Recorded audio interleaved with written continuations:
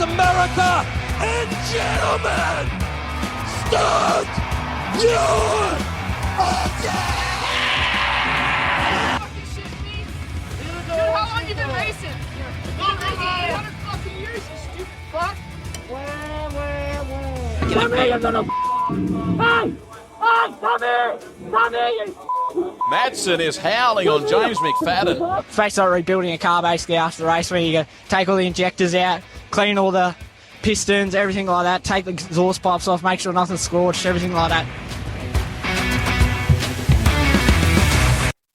Hello, everyone, and welcome back to another episode of the Work Area Podcast. I'm going to stop saying the numbers because I keep on cooking it anyway. As usual, we really need to thank the sponsors that have come on board to help us keep this thing going, and it's going pretty good, and hopefully we can expand it pretty soon. But Brody and Kelly up there in Karratha, BKB Plumbing and Gas, obviously help me out with everything I do, from the stuff I was doing on my bike and now my wingless and the podcast. So I really appreciate everything they've done. Regan and Annie at the Knife Merchant. If you need anything, jump online, Google the Knife Merchant. They stock Victory Knocks and all sorts of stuff. A nice little bait board that they've got out there now, and the best knives in the business. So if you're looking for any Christmas presents coming up, birthday, whatever you need, jump on. A bit early for a Christmas present, guys. Probably cook that one. RBS Project Solutions. Obviously Regan again.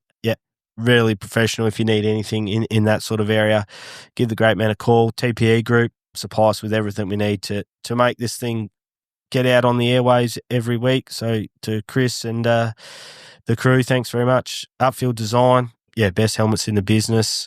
We spoke to a few people this week about it. He's got a few more helmets coming out. So look forward to seeing how they look. MatLab, jump on Instagram, see Trav Armstrong stuff. All the pits have his products in terms of all the mats in the trucks and in their workshops and all that sort of stuff. That's all Trav at MatLab. Ironwood Projects as well. Toby and Estelle. I think the contract started, so you might have missed the boat. But if you are keen for any carpentry or labour work up in the Pilbara, give Toby a call and and then. Quick shout out. I just need to actually thank the Krikke Motorsports team, in particular Ryan Krikke. They've helped me out with a heap of stuff. I won't go into exactly what they've helped me out with, but they've helped me out for no reason at all. Just obviously wanting to jump on board and let me keep doing what I do in the wingless. Really appreciate everything that they've done. They've done as much as anyone for me, really, and I never asked for it or anything. They did it out the goodness. So if you're looking for a t-shirt to buy, go and get a Dane King shot or a Krikke Motorsport one next time you're at the pits. In studio, sorry about that, lads, we got through that one there. In studio, we got Cody and Bailey Nash. Obviously, Cody gets around in the speed cars there and goes really well, and then Bailey, mate, you've been banging down the door of the podiums as well. Yes, thanks for having us on. It's wicked what you're doing, and it's been a long time coming, I reckon. I've got a little list in my head of everyone that I want to get on, but I don't want to have like too many speed car people in a row, or it's got to mix it up. But I've always thought about it. Then we obviously sat at the Mesh and had a chat there, and then once you left, I was like, I should just get the boys on this weekend. It's probably a great weekend. I knew you were both there, and that's sort of the other thing. You have to be there, because you want insight, and people don't want to hear what you saw on Clay per view, you know what I mean? Like all the same thing. Yeah, they see the same shit as you. Yeah. So we're gonna get stuck into the Krikke Boys Shootout. Obviously, 2 nights there, which was an awesome event. But first of all, we get our backside, trackside, thanks to BKB Plumbing and Gas. Just got a little read here, and then we'll get stuck in. BKB Plumbing and Gas. For all your plumbing needs in the Pilbara, contact Brody and his dedicated team. From domestic water softeners to large-scale commercial projects, BKB Plumbing and Gas, they've got you covered. Yeah, so Brody, he doesn't want me to give his little slogans. The other week I had, when it comes to poo, we're the shit. And then I've got, when it comes to number 2, we're number 1. So BKB Plumbing and Gas up there. Mate, so boys, obviously being at the track, it felt like ages between races. But first of all, I got a little competition that I've come up with. There's something that sort of come across me when I was walking around the pits there. So I guess the first strike for this individual, and don't say who it is there. I'll mute the mics afterwards, and we'll see who we figure this out. Just a little bit of fun, nothing too hectic, but just raise some eyebrows there. So I was having a conversation with this individual about some race day diet stuff. He's tightening it all up, and he's taking things pretty serious, and he wants to trim up and get going for the last little bit of this season. He's got some big races coming up. He told me the race day diet and his speedway diet is rice crackers with peanut butter and honey. You ever heard of this combo? Nah. So that was sort of strike one. Just I played it off and I thought, oh yeah, no worries, mate. Thinking, what? I've never heard of that. That sounds a bit how you going. So then that's the first little strike with the diet. Strike two. I'm rolling around the spine there, and I come across this same individual in the line to the donut van, and mate, the bag that come out of the donut van looked like a carton. It wasn't a 6-pack, mate. He's knuckle deep, knocking back the sugar off his fingers, like to the mid knuckle of the fingers. So I thought, hang on a second, what happened to this diet? Before. Yeah, so strike two. And he was trying to play it off that was for someone else, but mate, it wasn't. So strike two, and then strike three. End of the night, like the night's nearly done. I thought, old mate's had dessert already, so he must have had some chicken treat or something before the donuts. He hadn't. He's gone and got the last curried egg sandwich out of the cafe. I'm talking 9:30 at night, man. He's knocking back the biggest curried egg sandwich I've seen in my life. And I thought, you know what? That's strike three. Yeah. Your diet's out the window, mate. You got the peanut butter and honey. You got the donuts, and you got the biggest curried egg sandwich I've ever seen. So I'm going to do a little comp. So obviously, some people know this individual. He's quite a prominent figure. I'm not going to give any other clues out, but the first person that hears this and messages into the Instagram, either by a carton of beer or whatever you want, or a T-shirt from any team in the pits. So have a guess, send us in a message. I'll quickly just mute it and see who the boys think it is.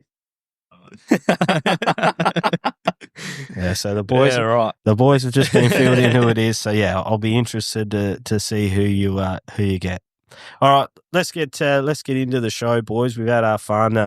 Start with you, Bailey, mate. Won't really cover the Krikke stuff just yet. We'll talk about it later, but just obviously you jumped out of the wingless ranks full time this year, out of the wingless into the limited. Just talk us about through that program and what that looks like for you. Yeah, so basically after Lee Redmond had his big crash, he was supposed to race his limited number 10 owned Watts. Just move that mic just a smidge and away from you, mate. Just away from you. Yeah. Yeah, easy as. Yeah, and Ian Watts, he has a car, and Lee Redmond was supposed to race it, but then Lee Redmond had his big crash, 2 years ago, and basically put him out of the seat, and then the opportunity came up for me to jump in, and so basically, dabbled in it last year with the wingless as well, and then, this year sold the wingless and then gone full-time with this. Yeah, and is it a massive jump for you? Like, you obviously can drive, like, you're really good in the wingless, and obviously you've been really good in the limited. Like, how big of a jump was that for you? Yeah, it was pretty big. Like, the biggest thing probably was, like, the downforce through the wing, like, just squatting into the turn. Like, it doesn't feel like it's going to turn, but you know it is. And, yeah, it's like I did double duties once last year, and, that was a big difference. Is the speed different? Yeah, 100%. Like, is it hard to get used to, though? Oh, not hard to get used to. It was just more, I was pretty, like, you notice it a lot when I was doing double duties, but other than that, like, you don't know any different when you're just racing it out there. You don't think about it. You just kind of get used to it pretty quick. And then, what was that night? I must have been the Saturday night because I was in the infield with a Comet and I was watching you steer, and we were all watching you. I was with Caden Brown, I think Travis White, all of them were watching you, and your hands were barely moving, and we thought, how smooth is this bloke? And then you come in and you had no power steering. I lost power. Just couldn't turn the thing. Yeah, I lost power steering probably like, I don't know, 3 laps in where I was going to second, and then it was more, there's a bunch of cautions, and on last yellow I was thinking, fuck, I could be happy with them to clear it now because come like 11 o'clock or whatever, and I honestly couldn't hold on anymore if it was 20 laps. I like it was 15, but then also it was sweating that much, sweat dripping my eyes, and it was pretty hard, but it was good fun. What about Ian Watts? Is he a speedway man forever? Or so he used to race speed cars back in the day. He was, I think the best thing he holds on to is he beat Tony Stewart in a race. Bullshit. Back at Claremont. Yeah, right. And then he's obviously, he's been friends with Lee for a while, and obviously Lee had the ride then good enough for you to have it. He helped out with Lee in his speed car deal, and he knows his stuff about motors and whatever, and so they've been lifelong mates, and so we call Lee Redmond our uncle, so we grew up with him and was around it, and yeah. And then Cody, obviously, you were out of the wingless ranks as well, and now you race was it East Coast Concrete? East Side Concrete. Mac Track, yep. Yep. and then the wingless there, mate. How's that been going for you? Yeah, wicked. Yeah, sort of the same deal. We already had planned that Lee was going to get out of the speed car and it was going to go into the limited that Bailey was racing. Then, yeah, had that pretty big crash, which I think was probably 2 years ago to the day. All the memories are coming up on Snapchat. Yeah, that's what he said on Saturday. 2 years to the day, he was back in the seat. Yeah, and that was a big crash. It tore that car to pieces, and especially the car we run now had the whole front chopped off and straightened up and put back together. And yeah, it was out of the wingless, which I think was probably a year and 3/4, really. And then got into it for one meeting, probably end of last year, one meeting in the speed car. And it was a pretty hooked up track, but yeah, we got a second. And if I knew any better, I probably would have been able to pass for the lead. And then after that, it was, yeah, right, we'll go for this full tilt for the following year. And then, yeah, the speed cars, mate, they're just, yeah, I don't even know how to explain it. That's like the angry little things that you're hanging on to. And there's probably never once ever thought you'd ever sit in one, let alone drive one. And the fact that we get to race one, yeah, every race meeting now is, yeah, it's pretty wicked. And I guess you see at the Motorplex is probably a good showcase for how good the racing can be when you get the guys in there and just the speed that you do. It's pretty crazy. Like you probably don't. I watched a heat race and you think, fuck, do we really go that fast? And there's a heat race a few weeks back with Bud on the fence, and it's like when we're flying around there, and I mean, no one really compares to him just yet, but yeah, the speed that he's going in such a small little thing, they're just pretty crazy, and you can't really. I don't even know how to describe what it is to drive one, really, mate. I want to know which heat race it was because there was one that he was on the wall when he finished. That was fast. But that heat race that he blew his engine in, that's the fastest heat race I've ever seen in any midget. That track was moving. He blew it. I think Caden was behind him. They were racing in front of me. Yeah, that was the fastest heat race I've ever seen in a midget. And they were racing each other. Yeah. And I was wide open trying to hang on, and they were racing each other and still pulling away. It was, they do say they go good when they're about to blow. So, yeah, that was when the Motorplex at the track right often, but with a speed car, because of the horsepower and the no downforce, it doesn't matter what track we got. We can race it no matter what. Even when it's hooked up, you still have opportunities to pass, especially when you got a good handful of us up the front now. It's pretty exciting. And yeah, I think it's hopefully more numbers come through. They're not cheap to run, that's for sure, but hopefully that will change eventually and we get some good numbers. But they're probably biased, but when they're right, they probably put on the most exciting racing down there at Motorplex. Oh, for sure. Those midget races, they're good heat races. Yeah. Like the 410s might put on like good feature races, but sometimes those heat races in a 410 are pretty boring. Yeah. But midget heat races are always good. Like Alphonse Guadagnino and Jake Robinson, they had a heat race this year that was like electric. Yeah, they had like slide job every corner. In a heat race, and the track was still fast. But that's pretty regular in a midget. Yeah, I think it's probably because obviously we do hot laps, but it's not qualifying, so the grid draws are random. So it actually gives an opportunity for the fast guys to go back. And I know back in Claremont days and whatnot, and I think over in Sydney they used to do fastest to the back or whatever, and that's a wicked idea. And Motorplex, maybe it's an opportunity for a special race meeting or whatever where it is fastest to the back, because there's so many opportunities to pass on such a wide track. So I think that what probably hurts, it's a part of it, I guess, but what hurts is 410s is that fastest is, invert 4 or whatever, and they get to the front within the first lap and that's it. No one really passes. Whereas we get races where we're starting 11th and there's good numbers, but there's definitely probably a pretty big difference in the top 5 to the bottom 5 in the midgets, which I actually, as though it's pretty crazy sometimes when everyone's scattered all over the place, but it actually puts on for some good racing because we have to pass cars. Yeah. Yeah, well, it's like, that the 4 invert in the 410s sounds good, but like the person that's 4th starts on pole, but he's like 0.05 of a second off. It's all that close. Yeah, they're so tight. Like, so the heat races can be a little bit boring until J-Mac came in the high limit and started running the bottom. Yeah. Changed the game, I reckon. Which doesn't, I don't reckon, well, we've only been years, obviously, with Dad Race, and then we had a bit of a break, and then since we come back, I don't think I've ever actually watched on the now track with the Motorplex anyone actually stick the bottom like that, and usually it's the slower cars on the bottom, whereas he went there and pulled away from everyone banging the fence down. But even when it's wet, like, and Bailey, you might know a bit better. Even when it's wet, even if he doesn't catch him, he just doesn't lose ground on the bottom. Like, which is just, I wouldn't even look down there. Like, nah. And then Motorplex fastest way around the top. And he's just coming and showing that there's plenty of other lines to go too. Yeah, well, I think with like the wings, it actually like squats you down and holds you down. So I think that would be like you wouldn't be able to do it in a speed car or a wingless, like because they don't have that wing holding down. But to be fair, I wouldn't be able to do anything. Oh yeah, yeah. But yeah, I remember like David Priolo said, I've been running here for 18 years. I never knew those lines even existed. Yeah. And Callum was like, I might have to actually, Callum Himpson, sorry. Yeah. I might have to change up what I'm doing because J-Mac's shown that you can be fast down there.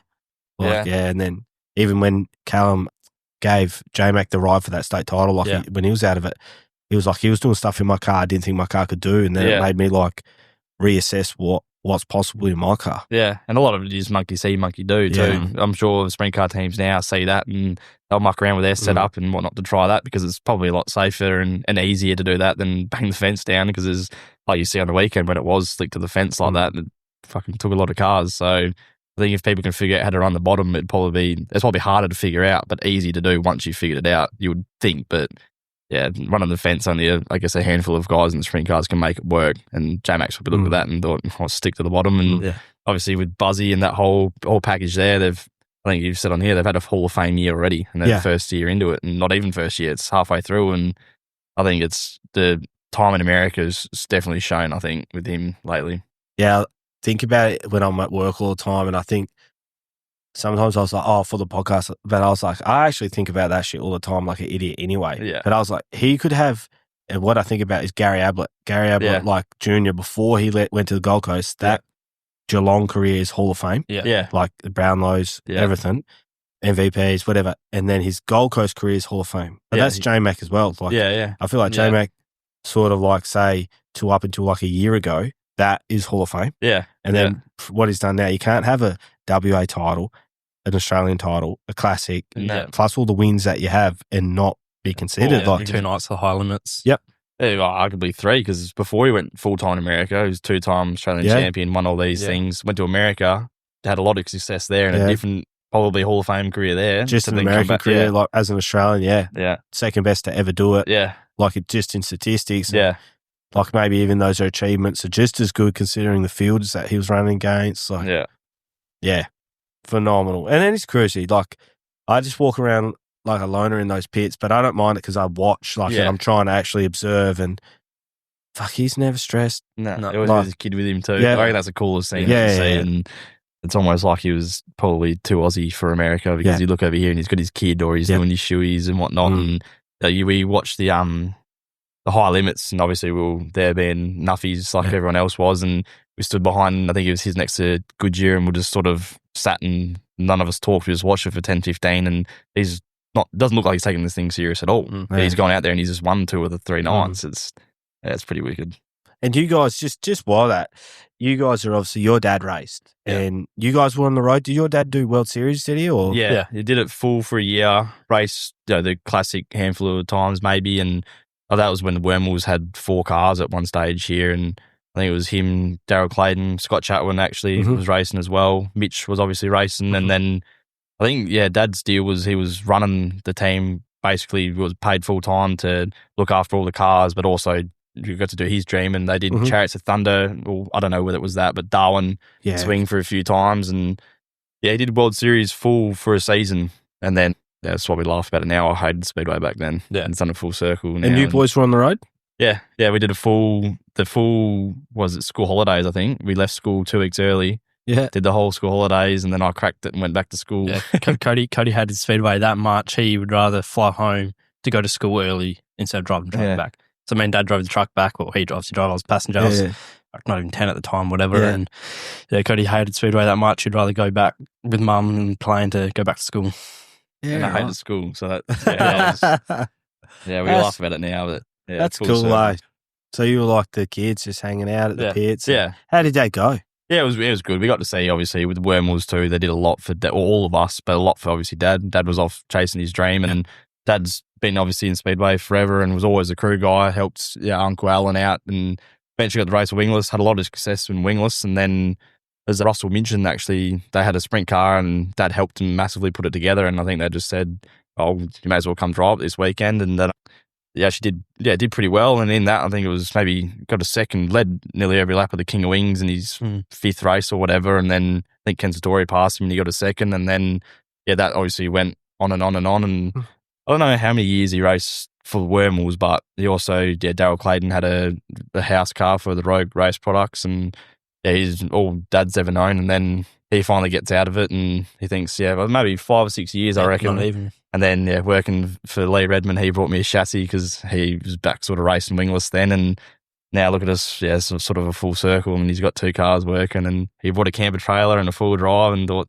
he's done with Speedway now. And then we're back there. Wouldn't have it any other way. And I'd sort of take the piss out of me all the time that, old boy was racing 410 sprint cars around the country and I flew back to school early and now I'd do anything. I don't care if it was Dad or me or anyone, just 410 sprint car in the family. But it's sort of done a full circle and hopefully plenty more to come too.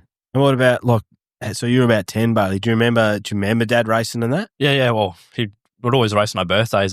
There's my probably vivid memory of him racing over East. I can't remember what track it was, but he was racing my birthday and then he ended up junking it and then I was full ball my eyes out because he crashed my birthday and then we had a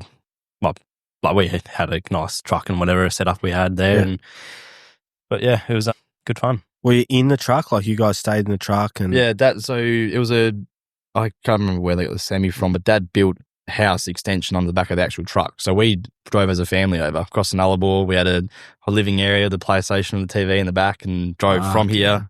I think maybe to Adelaide was probably the first I think that we did. And then, travelled the whole way around, which I'd give anything to go to that now. Yeah. But back then, as Bailey loved it and lapped it up. But, I was probably at that age where there's cooler shit to do. Don't know what, but there was apparently, cooler shit to go and do. But it was probably a wicked experience and hopefully World Series comes back. So hopefully, we can go one day do that ourselves racing and take our families and do it again. But, you sort of look back now and probably didn't really appreciate it until I started racing and got back into it that it's a pretty wicked thing to go travel around for 8 weeks or whatever it was on the road chasing sprint car races with the old man. It was pretty cool. Yeah, we say we wish we were older to experience that so we can actually enjoy it more and actually appreciate fully what's happening. Yeah, but sometimes if it's all you never do appreciate it. Maybe the gap and the break. Next time you're never going to miss out. Even on a Saturday night when you're here, you're not missing out. And maybe it's better that it worked out the way. Yeah, even Mum pulled out a onesie that I would think I was maybe 11 weeks old or whatever. It had one of their friends made it up, and so that was a sort of reminder that we have actually been doing this our entire life. So you're probably right. It took it for granted, and it was good to have a break. And now that we're doing it ourselves, you actually realise it's pretty cool what we do. Yeah. I was talking to someone on the weekend, and he was just saying a perspective, some people would kill just to be out there in a wingless. Yeah. And I was like, mate, some people would kill to be on the push quad. Yeah. My biggest thing was I'd always want to go on the mule to push Dad out and everything like that, but I was just too young. I couldn't even get a Speedway Australia license. I wasn't allowed. I would just spit it because I didn't understand back then of age and whatever. But now I'm racing. It's pretty cool. No, I remember when I was a proper nuffy, mate, I tagged along with one of my mates, Jaden, who was tagging along with James Inglis, mate, and they let me on the mule once. And I'm like, you remember it now? Yeah, right. Yeah. It's I'm 30 years old probably when it happened. And I remember I was Snapchatting the boys. I was just on the mule pushing James out, mate. And it's that's when I was told old mate, I was like, but people would kill just to be on the mule. Yeah. People would be killed to come and wash a car. Yeah. Oh, yeah. To roll that on the Motorplex every week, where everyone that gets to do it is pretty lucky. And you just need a little bit of perspective sometimes when you're cracking the shits because things are going wrong. But it's either that or be up in the stands. Yeah, exactly. You join them, All right. We talked shit enough, mate. We're going to get stuck right into the Krikke Boys Shootout. Yeah, we're going to get into the work area. So I'll just get Reggie's read out before I mute myself and we'll get stuck right in. RBS Project Solutions. RBS is based in the Pilbara and specialise in structural, mechanical and piping projects.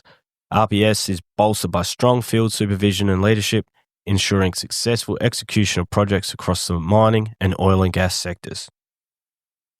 All right, so before, I haven't sort of teed you guys up with anything besides those little questions that we have there, but Bailey, thinking about the weekend, what's the first thing that comes to mind besides you're obviously a podium? what's the thing that sticks out in your mind about the Krikke Boys Shootout weekend? Probably Callum's Friday night feature performance, like how dominant he was, and obviously he got given a front row start when Lachlan McHugh pulled in from brake issues, but probably from just how quick he pulled away, and run in was thereabouts, and then he had to pull in for whatever reason, but probably that performance, I reckon. Yeah, fuck out. Callum was like half a lap in front, like he was gone. And spent a bit of time on the bottom too. Yeah, because in his interview he said he thought he heard someone or seen someone on the bottom, so he went to the bottom to protect, and he was like a half lap in front.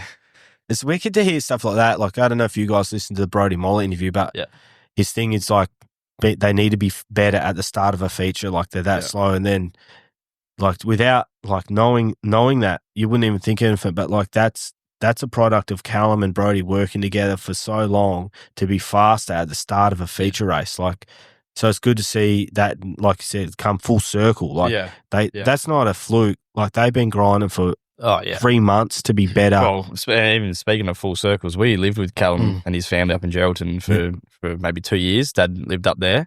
And then Callum started in the 360, I think. Dad was in the wingless, and they had the same Precision something was the sponsor, but they had same cars. But at that time, Callum was just maybe 16, 17, just a goofy bloke. Like, he gave us all these hockey sticks and whatever. We wanted to play hockey because he played hockey. We actually started playing hockey because he did, but just a goofy old bloke that, full dyslexic. Like, you could try and he was like wicked guy, but getting in a sprint car, and he had no idea he was just doing it. So we like love watching him obviously now, because we always chat to him at the track, but also we knew him when he was a 17-year-old guy that had no idea. So then now to see him as a semi-professional, you'd call it here, the popularity and whatever he's got is, that's talking about full circle. That's one right there. Yeah, right. Yeah, he's a wild dude. Like, I don't reckon there's anyone in his hockey team that would know. No. Even if you tell people, I do like midgets, or I do, like, people don't understand how hard it is or how fast it is. And he's like, a wicked hockey player too. Yeah. The whole family, like his brother, I think his missus as well. Like, they're all wicked. Like, he's just as good of a hockey player as he's a sprint car driver. Fuck, he must be good at hockey. Yeah. Well, from what we remember, he's... And you know what? Fuck hockey. That's the shit spot. Those sticks swinging everywhere. This big rock flying around head height half the time. I think the amount of bruises you'd get on your arms and bloody legs and stuff, even like because I don't know, however I was, we're all uncoordinated, so we're just flinging sticks everywhere and hitting each other, but stuff that, mate. Gerald, and even I think Mark Wells is... Whoever drove their truck, we'd be at the front playing hockey, and he'd toot his truck. But again, that was all because of Callum. Callum played hockey, so we moved up there, and I think Dad lived at their place for a bit, and Callum plays hockey, we may as well too. And we thought he was the best thing ever. Like, I still look up to him. Like, I still think he's pretty cool. Yeah. Like on the weekend, one of my heat races, Dad was watching my heat race with him, and I was banging the wall down. And he goes, "Fuck, look at him! Like, he's nuts about me banging the wall down." And Dad looks at me and goes, "Where do you think he learned that from? Like, what do you do? Look at yourself," kind of thing. And it's pretty cool. Yeah, it is weird. Hey, like, almost wish you could, like, for those real fast guys, like, I don't know if you heard, I talked about like Buddha on that one heat race. He was on the wall like 20 centimeters. Yeah. And it's like, he said he watched it back, and half time he's like, fuck, is that how close I am? Yeah. Like, I wonder what Callum would think. Like, when he's not even sliding around the wall, he's like driving. Oh, yeah. Like, front right and right rear are the same distance from the wall. Yeah. He's driving. I think it's probably the most noticeable coming out of two. The roost coming off the back of him, and even Taylor Milling as well. I've watched both of them guys, and it is right front on the cushion as well.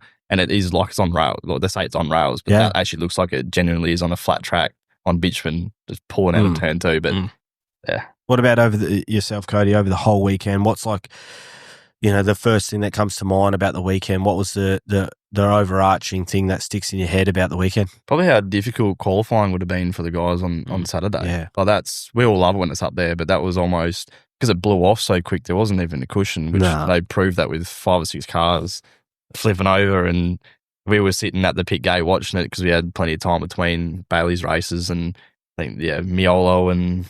maybe Cherkop, right in front of us, and it's like Dylan Menz, but they have to. It's qualifying, so much relies on that they have to send it, and a bit of few of them, just the noise when those things hit it. Cherkop's motor was wide open, like revving. It was still on when he stopped, and like I think throttle got stuck or something.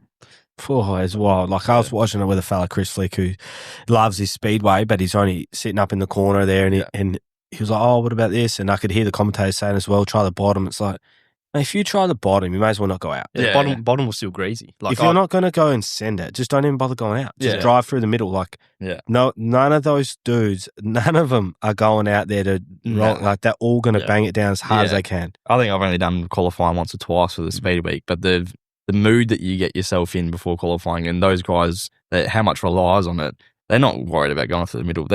Every single driver would have been pushed off, looking straight at the top, how they're going to bang this down. And that's why it's probably cool to see, like, I think Lancaster qualified well, McKenzie. It actually gave an opportunity for these guys to show, like, it's not easy to do that either.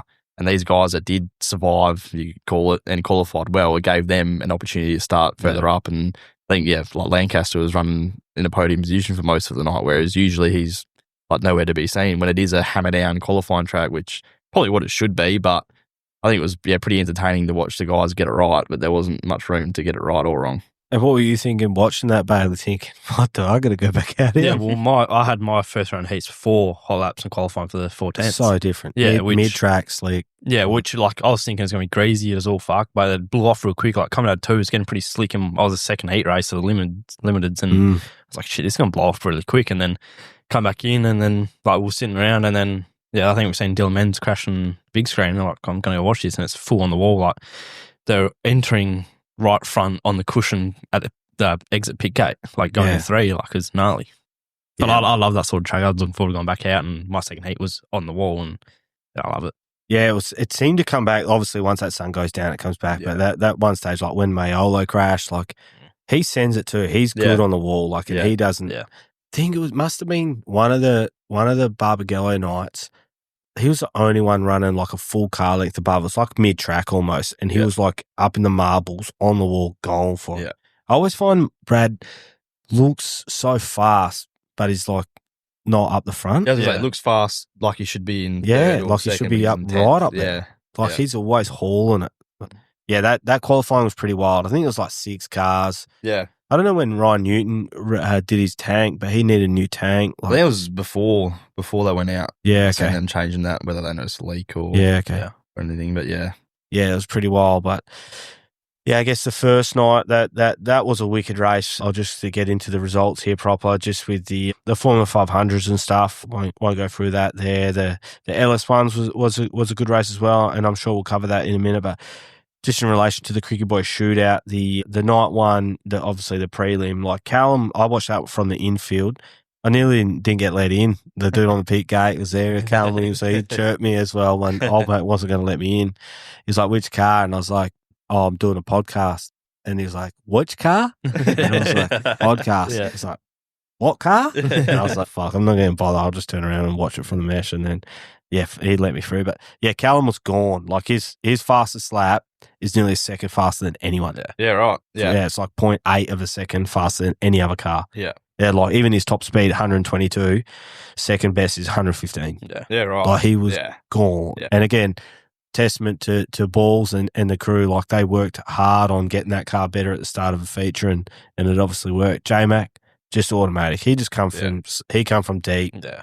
Yeah, because he had issues early. He started the drive line. Yeah, ripped the whole drive line. That's it. Yeah. Yeah, I wish he wouldn't have made it out if they didn't swap that LS1 feature before him. I did find that weird. He said that, and then I thought, I wonder how I'd feel like if I was like a lesser light going, well, competitor. If I have a problem, you better fucking swap. Yeah. You know I was what going I to mean? say, if it wasn't, but also we all get to watch James McFadden. Yeah. So none of us should really complain. No, I'm not complaining, but Australia won for a reason. It's J-Mac. Like you're gonna put that as a local guy. Whether that's happened, I don't know if all other crews are happy with that, but like I don't know if you're Andrew Piolo, if you got problems and they don't shift it around for you, then you probably have a leg to stand on. Going no. Kind of bringing this back. Yeah, kind of hold expectation now, sort of. Yeah, which is probably smart. Like I mean, at the end of the day, it's a Friday night.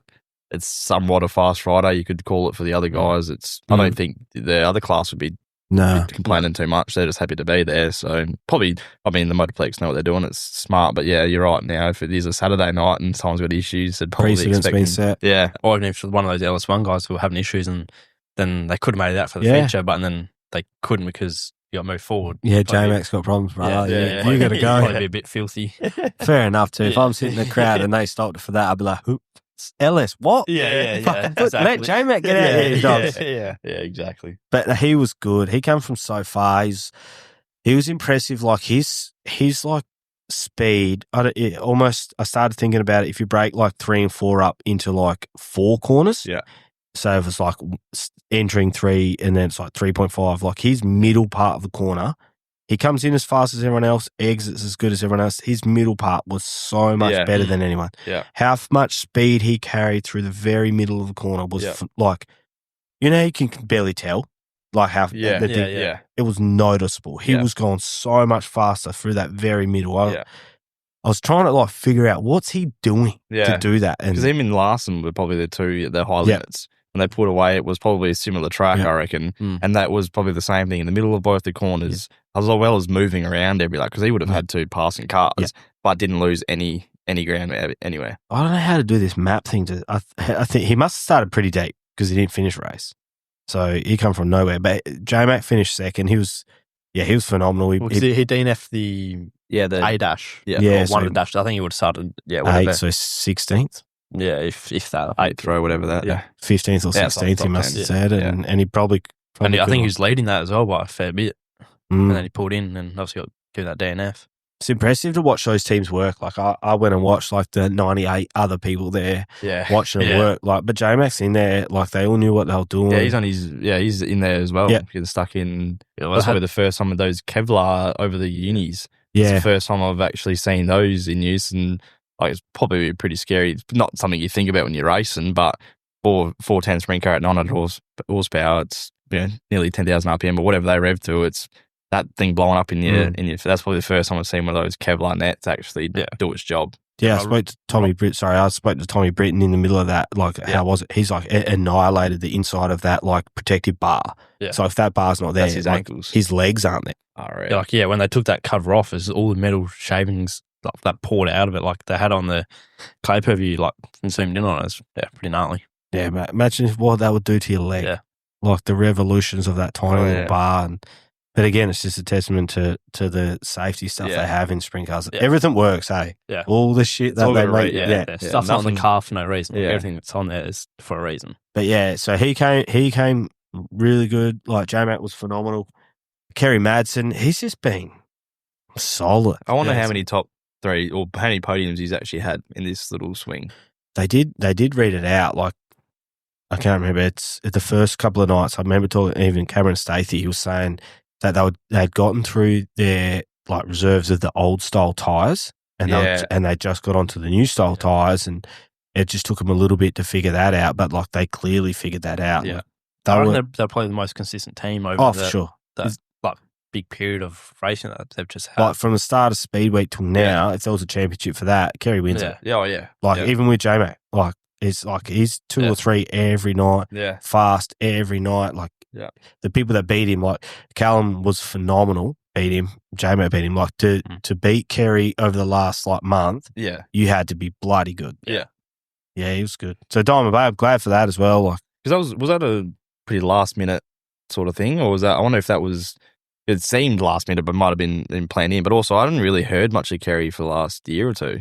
I know he had that stint in the Stewart car and it was quick, but other than that, I didn't really hear a hell of a lot. And probably, I don't know whether it was just us but I didn't really expect a hell of a lot out of him. I didn't realise that he had actually done so much racing. But come over here and was probably, like I said, if there was some sort of championship across all of it, I'm sure he wins it.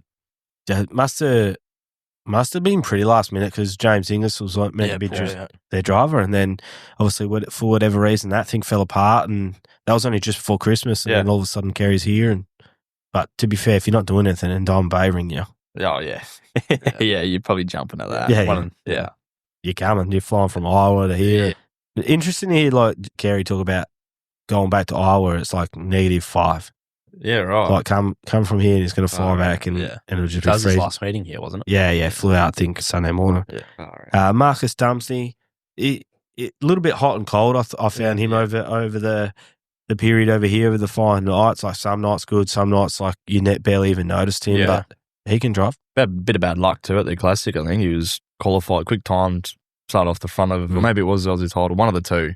Classic, would be Classic, and then did a motor or something, and then it's sort of like the nights that he was fast enough to win it just didn't, and then other nights, didn't even know he was racing. To be fair, you could be fast and like you gotta take like what he came fourth as a win. Yeah. Oh yeah. Like Callum Williamson is severely underrated Australia wide. Yeah. J-Mac and Kerry. Yeah. Yeah, it's not a bad resume in front of you. No, two of the best ever to do it who are still at their prime. Like Kerry's somehow 57 and still doing good. Yeah. And That's unreal. Callum's arguably one of the best local guy here. For sure. It's like either him or Dane probably leads towards Callum. I think Marcus is still quite young too. I think people will probably get caught up in the last name, and he did obviously won the Aussie title. You don't win those for no reason too. I think he can definitely drive, but also I'm pretty sure quite young still too. And then fifth place Dane Kingshot. He moved forward from a little bit up the back, and he made some really good passes. I know Jason Pride, he started up front, and Dane it looked like Dane went to go to the bottom, and as he sort of did, he realised like Jason. Sorry, too many of these 6% of things. So like it looked, and I could be reading it wrong, but it looked like Dane almost like went to just run the bottom, and then Jason sort of bobbled, and then he sort of tried to push through and slide, and it was just a little tight. Then Dane got a little tight, and they knocked together and put Jason into the wall, maybe knocked the ladder out. So that's why Pride went back to 10th on that first night. But Dane was moving as well, he was driving good. And seems to be he gets caught up in that sort of stuff too. Like I don't reckon many times it's his fault. Always fast enough to win. Just I know at the Motorplex alone this year, there's been so many times where he's been caught up in someone else's shit, unfortunately. And I think for most people in WA anyway, watched him at the Aussie title too. I think there wasn't a single person not rooting for him. It was pretty wicked to see. And I think him and Callum were pretty lucky, which they always find each other on the track. They're always side by side. But I think with Dane and just a little bit of luck, and I think he probably runs away with it all. But just to highlight the difference, Callum's fastest lap was 1.2 seconds faster than Dane's. Yeah, right. Like that's how good he was on. Kate Amanda 6, it just seems to be like a quiet, anything after like the top 5, it's almost like you barely notice it because there's so much going on. Like watching those 410 sprint car races from the infield, it is completely different. You get dizzy trying to catch up with everything on it. And it's just, there's just shit everywhere. There's cars everywhere. Like someone was saying they thought they were winning. Like there's just so much going on, and they thought they were winning, but they'll come in second. But Callum was so far gone. I think I was watching that on the interview with you. It might have been like a Milling, or there was someone from a little while ago where it was green to checker, and it was chaos, and you got dizzy and disorientated. Didn't know who was winning. You just watched a Callum or someone you assumed up the front. Yeah, Mick Salah, that's his best result by far. It's not underwhelming, Mick, but I'm assuming he wouldn't have been expecting to win, I don't think, but just a little bit better than his results. That 7th was his best for the weekend. Jock, after winning the Barbagallo, he's back to 8th, but like we'll talk about on night 2, mate, when the money comes out, that's when the big dog gets up and about. T. Millie in 9th. Yeah, not great for him. Probably should have been a little bit ahead, Taylor. He was fast on that night. He was fast, qualified really well, good in his heat. And then I popped over to say g'day to him. He sends me heaps of funny memes, golfing memes. So I went to say g'day, and it just didn't look like a good time. He was quite fired up. He just got relegated from that dash. Yeah, right. Which I thought he was a little unlucky with that relegation. Yeah. Newton's on his outside, and then because he was quite fired up, I was like, I'll watch that again. And so when I did watch it, Newton just did not go. Yeah. As Jack Williamson's behind Newton, he goes. Jason Pride goes to go. Yeah. As Taylor goes, everyone's going, but Newton just didn't go. Yeah, I think there's a lot of games, again, that don't race 410s, but from what obviously you and David Priolo on, there's a lot of mind games there, and it's probably Newton purposely didn't go because he sort of would have thought that he's jumped it, get the opportunity for another to go. But I've missed it. I'm just not even going to go. Yeah, but almost often seems that they actually get away with it, and it is the guy that has jumped it. Well, they think's jumped it. When you look back at it, there's probably nothing wrong with it. It's actually Newton didn't go. That's what makes on Taylor Milling. Yeah, because Taylor's off pole, Newton's on out of 2. Yeah. And so behind Newton is Williamson and Pride. They both go same time as Taylor goes. J-Mac is behind Taylor and he goes. The only person who didn't go was Ryan. Yeah. And then Taylor gets relegated. Yeah. And I think Jerome Sutton does the chief stewarding, but I'm pretty sure the pole guy does set the pace. And I'm pretty sure he is the guy that goes, whether it changes between the divisions or not, but I'm pretty sure in the speed cars, it's the pole sitter is they get the jump. Like that's the way it goes. Yeah, just looked like a little bit unlucky and yeah, just maybe just some consistency. Like I reckon that they all probably did go a smidge early, but they all went. Everyone goes. So it's like if Ryan just goes, then it's all fine. Yeah, I've not seen anyone get relegated like that for what Taylor did. Yeah. Ever. Like considering it's not like everyone stays still and Taylor just fucking hammered it and he's gone. Everyone went. Yeah. I reckon if you watched every night back, there's every heat race has something like that. I think he's just unlucky that's obviously the one that they picked. Well, even in that dash, when you watch it like Jason, he's out of 1, 2, 3, 4, 6. Yeah. Pride just literally splits the middle, goes boom to second. Yeah. And then I was like, they won't leave him that lane again. Next restart, they all did the same thing. He went straight to second again. And I spoke to him, he's like, I couldn't believe it. Yeah, that doesn't happen often. Nah.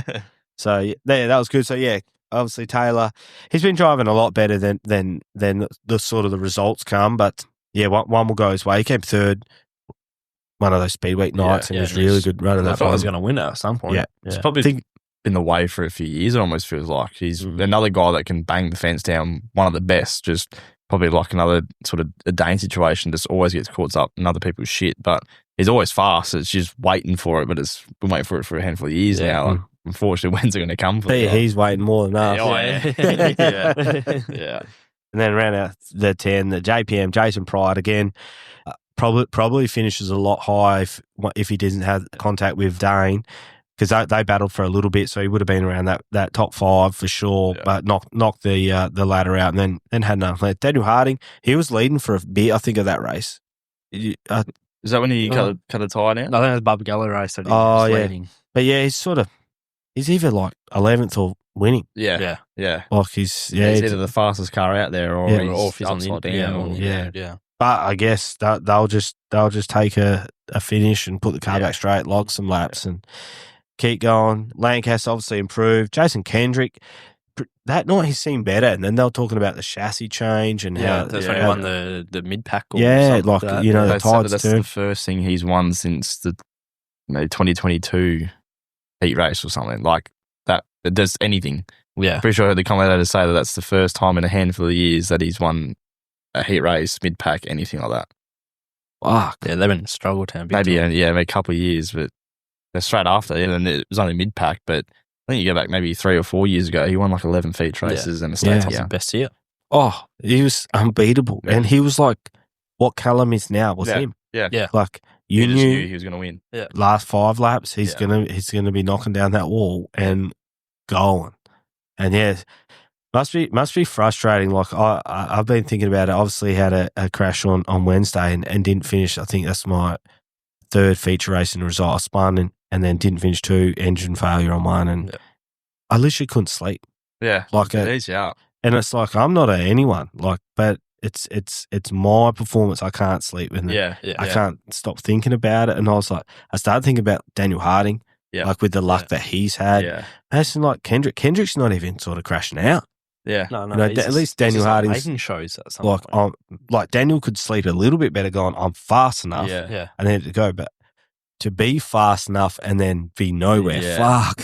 Yeah. There's a lot of money and time and effort from a lot of people that goes into it too. You can't really do sprint car racing half fast. Yeah, no, and like boys, you would know.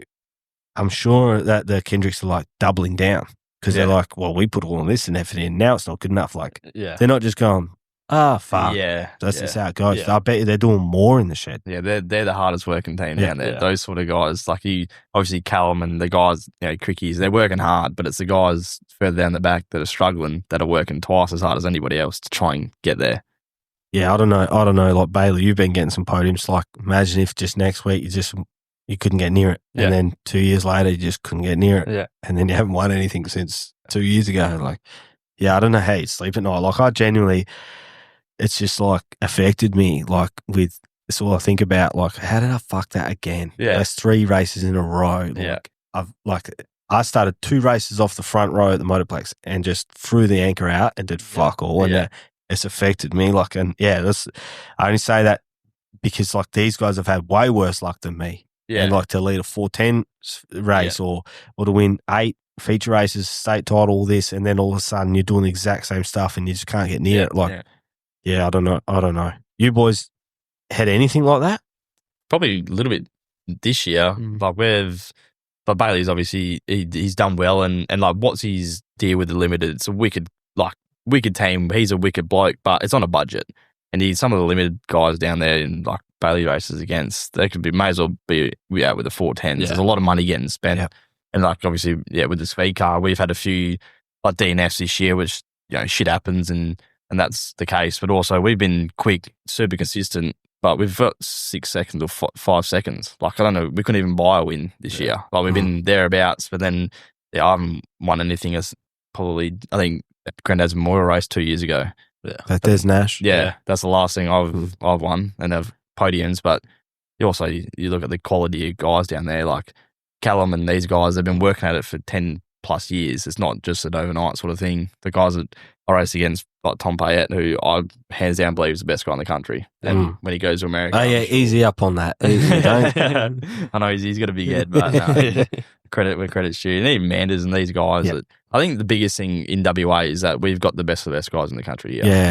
If wingless as well. You got the IOL guys. You got all the limited guys. Everyone is probably biased, but I think the best of the best are in WA.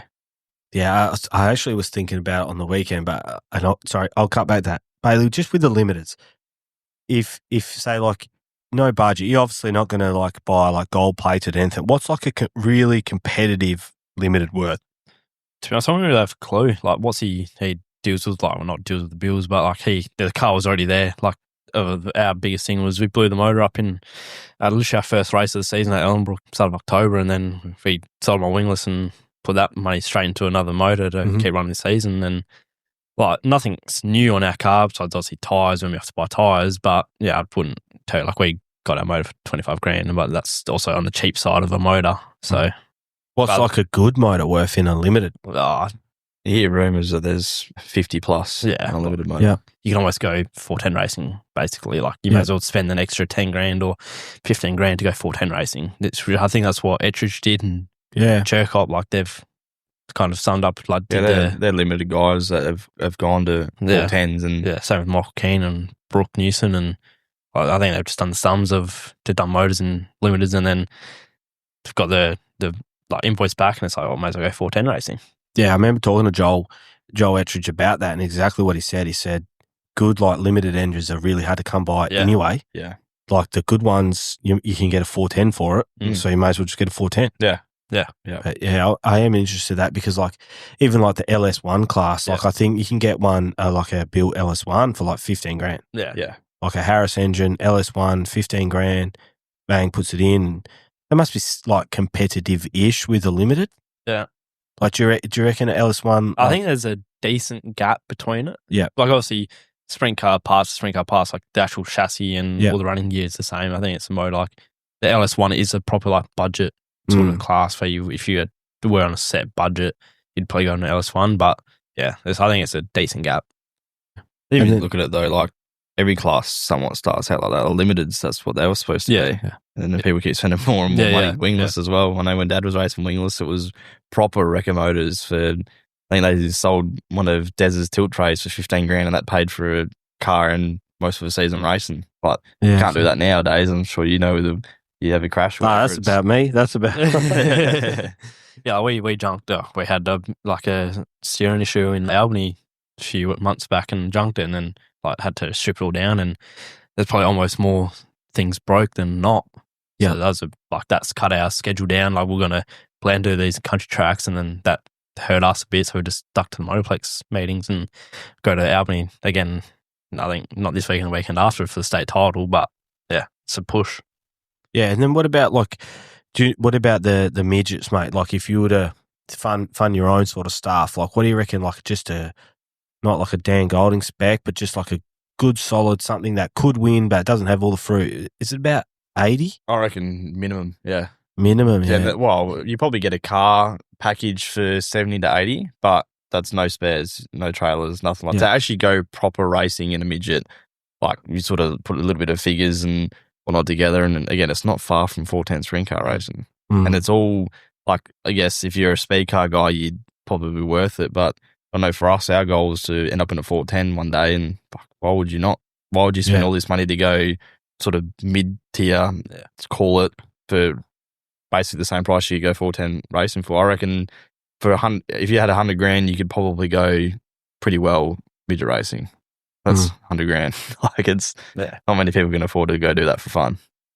Yeah, sometimes I think that's expensive, and then I'm like, yeah, but people go like buy boats and stuff. Yeah. But you can't write a boat off. Well, you can. Oh, yeah. But like, Can't really have a bad day. someone else, someone else can't write your boat off in an accident. Like, you know. I was talking to Robbo. He's had a bad run, and he goes after the Poor last bloke. meeting. He goes, I'm sure people at Robbo aren't having a fucking bad time right now. Yeah. So there's a lot of money to be spent. And It's an expensive hobby, that's for sure. Like, obviously, people who use it as a hobby, and obviously in America, it's a job, but here it's a hobby for now.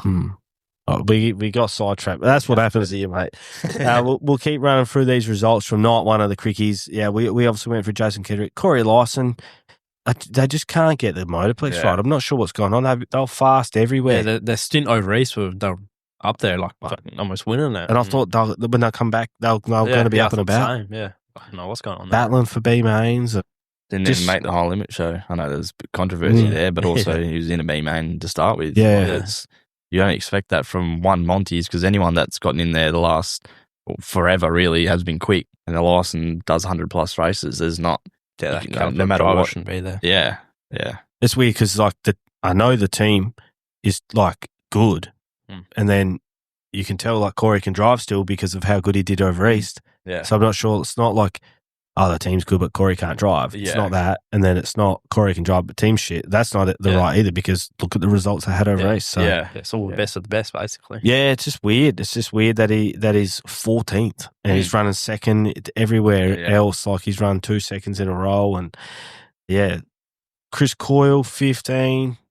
Just has been off the pace. Like I know there's some changes coming to that team, so hopefully that puts him up the little bit more of the pointy end. Yeah, if you got anything, just shout out. AP, I thought he was going to be a bit better than that. Like he was better over east. Yeah. Like his results over east, like he had some bad luck and stuff, but he was like, I think that just shows the competition here, though. Yeah, like nothing to obviously knock over east, but our guys go over there and do really well, and they come over here and they're running 14th, 15th. Looks like a bad night, but again, look at all the guys that you just listed in front of him. I don't think it's really that too bad of a night, really. It is results wise, but look at the guys that are in front of them compared to what they probably are against over east. Mate, I sort of given up. I used to do, and it goes to like the competition, but I was doing those like post race interviews, and I've just scrapped it. Yeah, because I don't want to talk to the podium, because they do that interview and everyone hears from me anyway. So I'm like, I'll just like get from like 5th to 15th, and no one wants to do that, because everyone 5th to 15th thinks they should have been on the podium. So everyone's pissed. Yeah. No one wants to chat. They're throwing shit in the trailer, and I'm walking around like a weirdo, mate, with a mic, thinking I don't want to do this really anyway, but I know it's good for this. Yeah.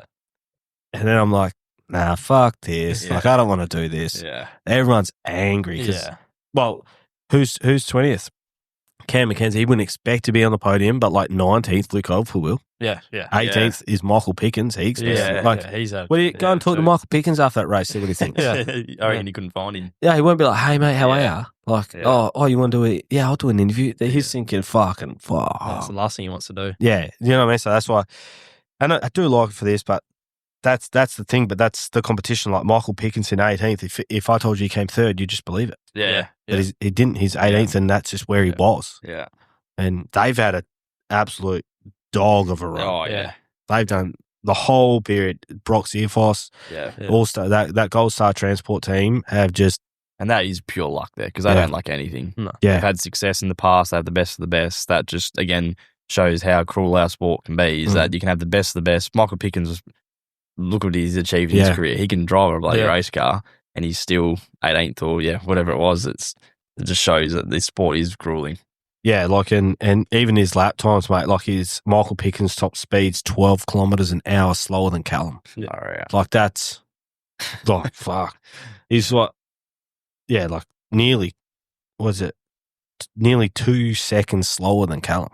like fastest lap. Like that's Michael Pickens. Yeah, that's crazy. Like, and I know he's at the back, but he finds ways to go forward. But yeah, so that's sort of, and then we had the also runs. Cameron McKenzie bats way above like his weight class. Oh, yeah. He doesn't do enough racing, I reckon. Yeah, like when I started wingless, he was doing wingless. Yeah, we had raced against him quite a bit actually. Yeah. He was the same. He compelled a bloody race car. Yeah, he's good. Yeah. Okay, I guess if he got a proper shot, like I'd be interested to see what he could do. Yeah.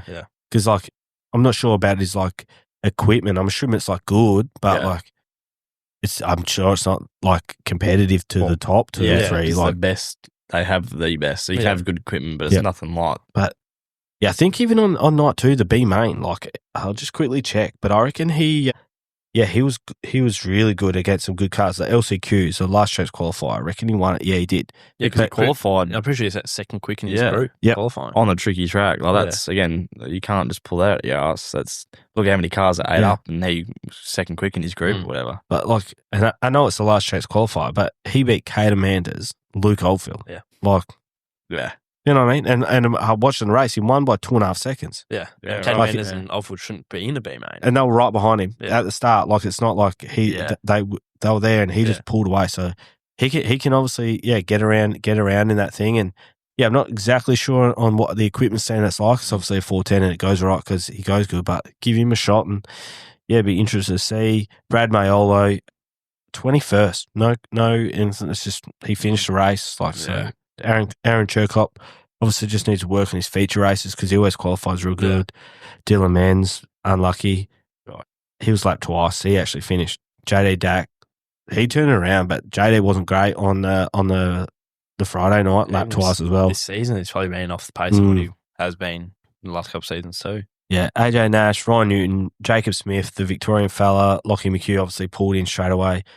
The Bulge, mate. Miles Bolger. Oh, he did good. We'll talk about him, mate. I love the Bulge. Talk about a cult figure. Yeah, huge figure. And then, a few other DNS. And then, obviously, night 2, we spoke about it. That qualifying was like as a wild a session as you can get. And then, I know the track was a fair bit better, but like the stars of the show, Dane Kingshot, Callum Williamson, all of them, they're the best drivers. When the track's like as shit and hard and fucked, the best drivers are always at the front. Yeah. Like, it's just how it is. I'm just trying to find these qualifying results because of how tough it was. I do want to have a quick look through it. Qualifying, it's in groups. So J-Mac obviously was good. Dane, Taylor Milling, Callum Williamson. That's a good heat race, mate. J-Mac, Kingshot, Milling, Williamson, Marcus Dumsey. Yeah, that's a top 5 in the feature right there. It could be a feature race. Yeah. And then that's just one heat race. Out of the group too. Like we'll probably think the same thing of. Yeah, like 2 is Jock Goodger, Lockie McHugh, Kerry Mads, Caden Manders, Brad Mayolo, Jason Pry. That's the second heat. And then like these are who you're qualifying against, and then you got to get your heat races. So you got to do that. And then Michael Keane, Cameron McKenzie, Ryan Lancaster, and Daniel Harding, Michael Pickens, Corey Eliason, Jack Williamson, the Bulge. The Bulge, mate, he wrote that big girl off, ripped that fence down. Then the thing comes sliding back out. We'll talk like Bob, the guy, like he was coming for boulders that night, and he comes up to the fence and he goes, "Oh, I probably should be out there with the car," but fuck, it's like literally they put it together a bunch of cable ties and duct tape because it was that destroyed. Like they didn't think they were going to get out there until they heard all the other cars crashing. They're like, "Fuck, we got a chance here," and just tape thing up basically, literally, and got it back out there. A lap in, just to get a lap in, and he did, mate. Because mate, the Bulge put it straight in the show. Yeah. He didn't go LCQ. He qualified out of his heats, so he got the lap in. That's phenomenal. How crazy is that? But I actually think the Bulge, his results probably don't show it, but I think he's driving a lot better. Oh, yeah. You can see there's an improvement. But again, with the class of the field, like his results might be only creeping up by 1 or 2 spots, but you can tell his driving's becoming a lot better. And I did speak to him about it. He's really intelligent. He's done a lot of stuff with footy and stuff like that. So he knows about sport. And incrementally, he's making what he needs to do and how he needs to change the car and how he wants to keep it straighter. When I spoke to him, what he told me he wants to improve on, that's what I keep watching, and it's definitely coming.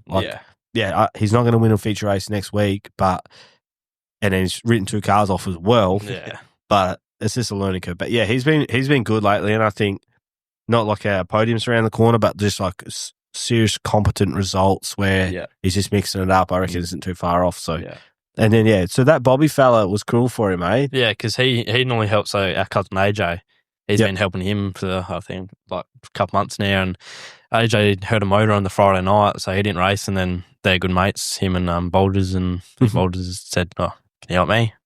Yeah, that's what they said. A few lads I spoke to reckons that if there was anyone else other than that Bobby, he doesn't get out. Yeah. I reckon that Bob is a fucking wizard. Yeah, so we've had a fair bit to do with him through Wormels and stuff, and he's a good guy too, like proper good guy. But he must be able to throw a spanner. Yeah, he knows his stuff. Yeah, he definitely knows his shit and can get stuck in too. Like he rocked up to the thing dripping in sweat. Like this is taking the piss, and he goes, that thing's held together with duct tape and cable ties, and he was half expecting something to fall off during his qualifying lap. And then so obviously your race that night, Bailey, we might as well we'll cover off on that heat race. Well, you were leading for a bit, and so then King got you. Yeah, so I started outside front row and got the jump. Had a good pace, and then I think that's also the difference between my motor to a top motor. It was a wide open track, and got up to a lap car, and he just I seen him on my inside coming out of two, and he passed me, and then that was it. Like it was like second last lap, and that lapper bobbled you as well, eh? Like just broke your momentum, and you probably just lost touch. Not like a bit of dirty air too, and like it was just. But that's also the big difference of what my motor is compared to the top motor in the class. So that dirty air affect you much in that limited? Like, can you when they obviously speak about it all the time, do you get an understanding of what that is, or is it exactly the same? So I can't remember what feature race it was, but early in the season, I'd really noticed it when I was going in right behind a car, and it literally just like felt like it went like it was going to go over the front right. I just got real tight and I just couldn't turn, but that's probably the first time I've really felt it and noticed it. Yeah, right. And then do you set the corner different to a wingless or and I only say a wingless because that's what I know, but like to a non-wing car, I guess, do you set your corner up entry any different? You got to probably turn it in harder. Like you probably kind of come in the same angle, but you've got to turn it in harder because the downforce like just squats you down. So you actually got to turn it harder and wants to go straight. Yeah, it's like I remember when I did double duties, and I think I was in the sprint car first, went out in the wingless, and I turned it as hard as I would in the wingless, and almost put it straight into the fence in like the warm up lap before lining up. Okay. Yeah, right. And then, obviously, what were you thinking seeing all them cars wreck and stuff like that, like knowing that that's where you're going to run? Are you just thinking, I'm better than them, I'm fine, or you think the track will change? Like, what are your thoughts? I figured they'd do track work, like rip it up a bit, which they did, but I was also like, I'd be happy to go out on that track as well because it separates you from the cars that are like good and wide open track to a driver's track. It's like, I knew that's where I'm best at is when it's slick to the wall, so I was actually hoping it was going to be that slick. And you guys reckon that's iRacing, hey? I'll tell people about that. 100%. Yeah, 100%, yeah. Bailey and I haven't raced anything until wingless, both coming in. But his dad obviously thought he was at a race and he bought a caravan. And I can't remember, he was putting money away for a holiday or something. And then COVID come, we were all locked down. iRacing blew up. So we bought a computer. It was just the one screen computer, and we started racing that. And both of us got the hang of it straight away. Just didn't even know sort of how. And then that turned into the full simulator with the 3 screens, and then that's all we did all through COVID, but that's all we ever did before a wingless. So then you look at it, I think, McFadden went on another podcast a few years ago and they were talking about it, and he reckons he can't get around it because he's all on feel. Whereas I think probably the younger generation coming through now, and I know for me and Bailey, we don't need feel. It's just you see it happen, just it's what it's supposed to look like, I guess. We'll try and go and do that. That's all we rocked up racing for the first night in the wingless is we know what it's supposed to look like. We'll try and figure out sort of how to do it. It's weird. Like that's probably to our detriment though. It's hard to give feedback. That's probably the biggest thing to learn now because we are just going out there to race. We aren't, it felt like this or felt like that. That's probably the biggest thing that we're getting better at now.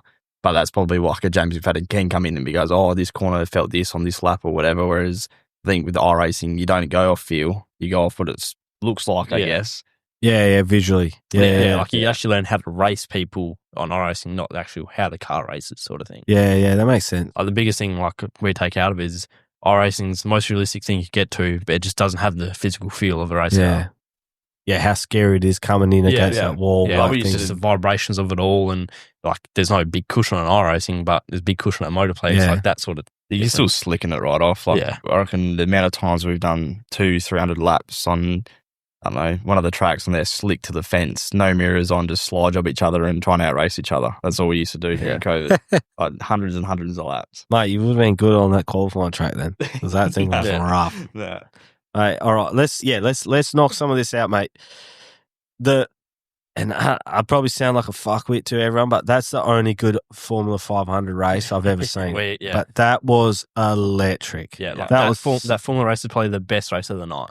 So I think the other features were rubber down. Like mate, that race coming was I've never seen, and Stephen Element was up on the wall as well, and I actually thought he was going to get him because he was just banging that wall, mate. And then obviously Reese came along, and mate, he was flying on that. Again, we've been going to the Speedway for years, but I can't remember ever seeing a Formula on the fence. One of Stephen Element's mates there posted a photo of his right rear, and it had concrete dust on it. But when does a Formula 500 ever get near the wall, let alone actually, like, that race come and won the race by running the top? Like, it wasn't just, way back, change it up. Like, the Formulas run the curb every week, and he just won a state title actually on the top, and it worked. I was looking at it, and I thought, I'm not across them properly. I've helped, like, Tom Davies. Well, I've cleaned Tom's car. I don't really help him. But I thought they must have to have known they're going to run the top to choose the gearing. I don't think they have the gearing. And I could be completely wrong. Someone think I'm a dickhead, but that's fine. But maybe message in. I think if you run the top like that, you would have to change the gearing in that thing. Yeah, because I know they got obviously gears to select. So whether that's but I know, one of the guys on there, Jack, that helped us early days, and I think he helps him out quite a bit. I know that they try to run the top, and usually to their own detriment. So usually they back up because the Formula doesn't really like going up that far, but that sort of just shows there that I'm sure that there's some sort of setup gearing wise, whatever, because they have tried to do that before, from what I know. Because what I thought it was when the Tarantula, Cody Taraccio, was running the bottom, and I'm like, I wonder if he's running the bottom because he just knows he doesn't have the gears to run the top. Yeah. Because he's good. Like that thing. You see someone else doing it in front, you'd obviously assume. Like he's watching him, and he didn't move up, and I was like, I just wondering if he doesn't even have the gearing to do it. Maybe he thought the bottom was going to be in the whole night or whatever. But that Brendan Marshman was leading in the 36 for a long time. And then that race just built that momentum up over like laps. Oh, yeah. And then he's come near, and that Marshman out of two, I reckon he knew he was coming. He tried to squeeze him. Yeah. And that race, he's a young fella, mate. He's got some balls. He just held it. Afterwards too, he held it on, and he's just knocked the front right off Marshman. He's got a bit wobbly, gone. Yeah. And then that Marshman moved up, tried to follow him, and that race was just gone. That was such a sick race. Yeah. And it wasn't like slow on that wall. He was like going for it on that wall. Yeah. It was such a wicked race to watch. And how old is that young fella? Probably similar age to us. Young or early 20s, Probably in between me and you. Like, I'm 19, you're 23, probably in that range. Yeah, okay. Yeah, because it's like, I know he's always like competitive, but like, and I'm sure he thought he could win a state title, but like Marshman, Taraccio, Element, like you would assume that those would raffle it off, and he'd, be stoked with the top five, but he was a fast car. Yeah. Yeah. Such a wicked race. Yeah, I was watching him from turn one right next to Callum's crew, mate, and he was saying it was such a wicked race. Brendan Marshman, he'd be a little bit disappointed. He's the fastest lap time and all the rest of it. Led for a fair bit of it, but I reckon once Reese passed him, he probably just knew, like, oh, this kid's like on one tonight. Yeah. Like, I was thinking about watching that race. I was like, even if main second got up to him, how's he going to pass me though? Like, I was thinking, like, I don't know if they can throw a slide job. I don't. Like, nah. I wouldn't imagine it would, but I also wouldn't imagine there's been many slide jobs thrown in the Formula. Yeah. Nah. Tom Davies could slide something. The Wizard, he'd slide. Yeah. If they're lucky he wasn't racing. And then, the Tarantula in third place. The boys are having a little piss break here. Mate. No, all good. The Tarantula in third. He'd be gutted. Like, he's been that good recently. And he's probably the favourite going into that. Oh, and he was also just like a distant third. Yeah. Like, he was never a threat. Yeah. Like, if they were all swapping or whatever, I'm sure it'd be a bit of an easier pill to swallow for him. Pretty sure one of his heat races on the Friday night, like, he just started at the back but just couldn't pass cars. Like, it took him a while to actually get around some cars. Yeah, he was saying he was caught off guard and he wasn't ready because the exit gate was still open and they called green. Oh, really? And he was like, because he's off the back. Yeah. So he's assumed, the gate's not even shut. Yeah. We got another lap. So he's not even ready. They've called the green. Yeah, right. So he's like, fuck. Yeah, because he was last on the first lap and you'd think he'd probably be in the top 5 already. Yeah. Yeah, well, I've seen him do that in feature races. Like, he starts 10th and he's top 3 in 2 laps. But yeah, it sounds like he's just caught off guard with one of those heat races that, and it's obviously state title, mate, like every point counts. So, but he started up the front and, like I said, he'd just be filthy. Brendan Newmarch, young kid, they do that top 4. I'll rate that. Yeah. I never thought about that, but I was thinking even the top 5. Yeah. Like, you could probably have the top 5 on the podium, throw someone else on the other side of the 3. Yeah. But that Brendan Newmarch young kid, obviously, he spoke about it, that they've been working on that car all year. Yeah. And he feels like they finally got it right. That's a 2-car team, I'm pretty sure. Yeah. His sister, Chloe? maybe? Yeah. Yeah, Stephen Element. Yeah, those boys celebrated a 5th, like just from people I know, and a message I received from a man who'll go unnamed in the middle of the day. It looked like the next morning, mate. They celebrated 5th as hard as a win, but right. he gave the W1 back. Matt Brown in 6th, Chloe Newmarch in 7th, Brian Sharp, David Sinagra, and Troy Samuel. That was the sort of that was the top 10 of that race. But yeah, I think it's the first race that I've been truly entertained from a Formula 500, and it was on the wall. So, yeah, I remember like watching. I can't remember what race it was on, and at the end of it, there's a few Formula guys looking on top of the track and 3 like the exit gate. I said to Dad, I was like, I don't get that because I've never seen them run up there, and then that feature they'll run up there, and that's where the quickest guy was. Yeah, I wonder if the track. I don't feel like the track was that different to normal. No, I wonder if that was someone's made it work. Again, like monkey see, monkey do. Like you look at McFadden with the 410s opposite on the bottom. Yeah, maybe the Formula guys see it. There's actually potential to work. It probably works more than not. It's just no one's really gone up to try it. Maybe it's weird. Hey, like you guys obviously been around it way more than me. Like completely clueless to a Formula 500. Like completely, I don't know anything about them. Oh, I couldn't tell you. You can watch them all the time, but like you need to know them. But I do wonder, like whether that track, I just can't see it being completely different anywhere else. No, because like, even when it's every sprint car would just run the middle to the top, they're on the curb. Yeah, but then the big coming mate just fucking clicked her up a gear and sent it. That was sick because he definitely sent it too. I'm pretty sure a few years ago he had a big decent crash and like broke his back or broke his neck. Yeah, he as well. said that. Yeah. So I think it was like a big win, big statement, and like comeback for him too. Yeah. I wonder how he crashed like a 500 that bad. I remember when we were young though, there was maybe Matt Brown, maybe. Yeah, he had a big one. Same deal, I think, like neck or back but I think it's because they're so small and the way you sit. Like I've looked at one somewhat from a distance, but they don't look comfy to sit in. Like a midget's not comfy to sit in. They almost look like a F1. Yeah, like you lie down. Yeah. Yeah, very weird, eh? Yeah. Sound like a little rugrat getting around. Yeah. All right. Yeah, that's this. And then, the main event of the night, the Krikke Boys Shootout. Yeah, it's a wicked event. Like, before I was sort of involved in Speedway, the Krikke name is just synonymous, like, everywhere. Like, my mates are, I nearly said a word that probably could have got me in trouble. Enough is, they don't know anything, but they know for the boys, they know the 95, they know the name Krikke, and they probably don't even know why they know that name. So it's such a good celebration of a family. It's done a lot for everyone, and I'm only just brand new and know nothing really, but like it solidifies it in my mind with what like Ryan Krikke and the guys have done just to help me. Yeah. Like for nothing. Like they've heard the podcast, they like it. Yeah. So they're helping me out with some stuff that they don't need to do, and it's almost embarrassing. Like when I get a message from Ryan Krikke, I'm like, fuck, surely, like, why is he messaging me? Yeah. Like, so it is cool though, and even like I know finished a feature race a couple of weeks back, and I started off the front, shit the bed again, went backwards. So I was angry. I pulled in, and as I pulled in, Dane and Ryan were there with some tyres for me, mate. And it's like I was sick. And then, but I also know what was awesome.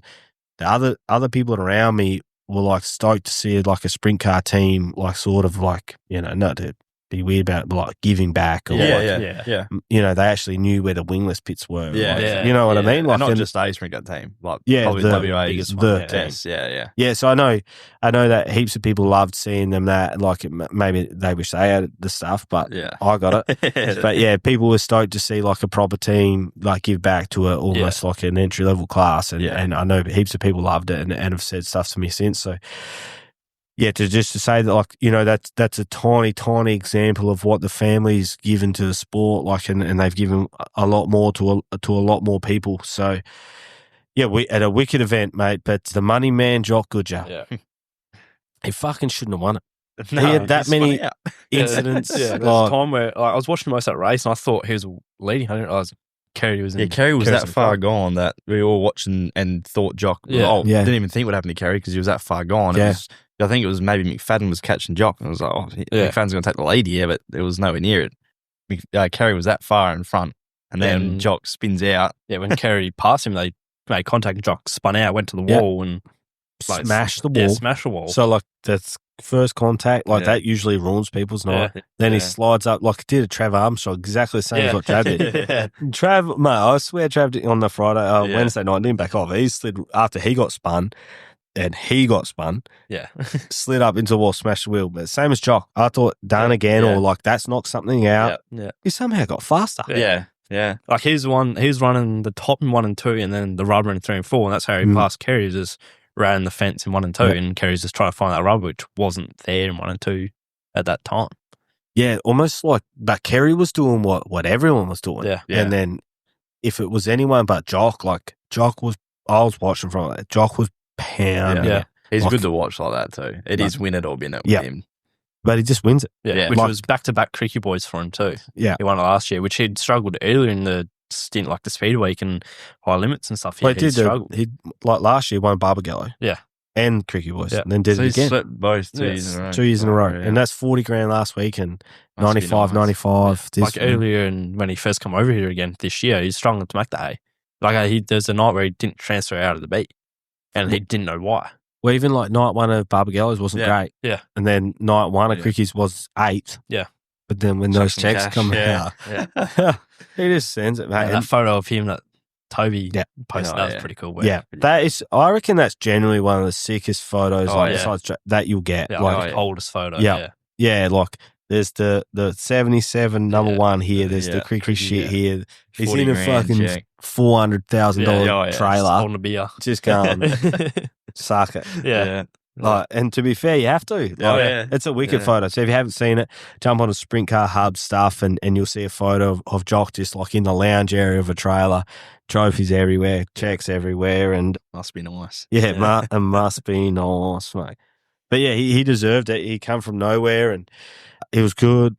J-Mac started off the front and then just missed it. I think he missed it pretty bad early and backed right up, like heavily in the slick and I think he backed right up. But then again, he finds his way back. I think he did pass Jock for a little bit there, and then Jock just found a way to. I think it was the top 1 and 2. He was the only guy making that work. Yeah, on the fence. And then second place.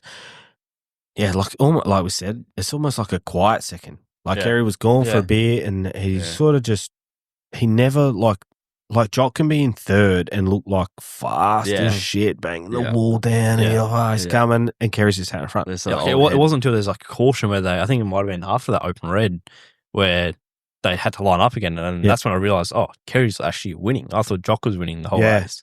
Yeah, Kerry was gone almost like Callum on night 1. Hey, like doing it pretty easy, and Kerry again, just like the Diamond Bay Motorsports have turned that thing around, and like from the first couple of nights that they couldn't make a show. Yeah, like and it's obviously a team thing, but I've heard that they've sent their engines away, so I don't think they're doing much for the end of the season, which is a little bit of a shame. Like I would love to have seen a local fella jump in the car, like even a Cameron Kenzie, he could do in that sort of car, but also like for someone to give a shot. But I feel like Diamond Bay have also done enough now. Like they deserve some more wins. Yeah, like like they grind and like look at all them young fellas like Steve Stacey, Cameron Stacey, and the other fellas. I'm not sure their names, but like I see them running around the pits. They're working as hard as anyone, and they've turned that thing around. And it'll just be good to have the competition up there, and we're just one like amazing team out for the last 4 rounds. Yeah. Like,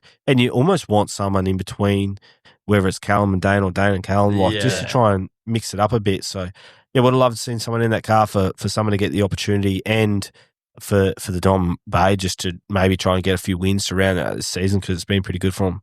And then third place, DK, Dane Kingshot, mate. Fuck, he was coming. Yeah, you could tell he was riding with a bit more there, obviously, with the Krikkies. Again, I think anyone at the moment watching Dane getting around in the Krikke Motorsport car, I think it's probably one universal car that everyone wants to see go well, him and Callum, and they are going well. But, yeah, watching him come on a track that was rubber down, hard to pass, he was making it fucking work. He was coming. Mate, he ran the bottom with Kerry and drove around the outside of Kerry, running off the bottom. Like that thing, he was flying, and I kept an eye on him the whole time, like just obviously dealing with him. He's a good bloke. Yeah. You just sort of and my missus asks how he goes every night. So I need to give her a full breakdown. She's not asked how I go. But him and Callum always. She's like half asleep. How did they go? Yeah. I did all right. But thanks to be fair, she probably knows I did fuck all and put it back on the table. You want to know the bill that he's costing on Wednesday. But yeah, he was calming, mate. Without that yellow, like, and another thing I was thinking about, like how you sleep at night, like he nearly won, and you never should win a sprint car race because you don't get what you deserve. You just get what you get. Yeah. Like, but his what ifs. Oh, mate. What's he thinking? If that one fucking yellow doesn't come out, I'll win because he's and sprint car. So he passed Kerry, but they go back a lap. So he's coming down the back straight looking to pass Jock to take the lead of the Krikke Boys Shootout. I think even Kerry dropped back to like fourth. I think he went behind J-Mac. Yeah, I reckon. Yeah, I think he did. And then that yellow come out and he went back to second.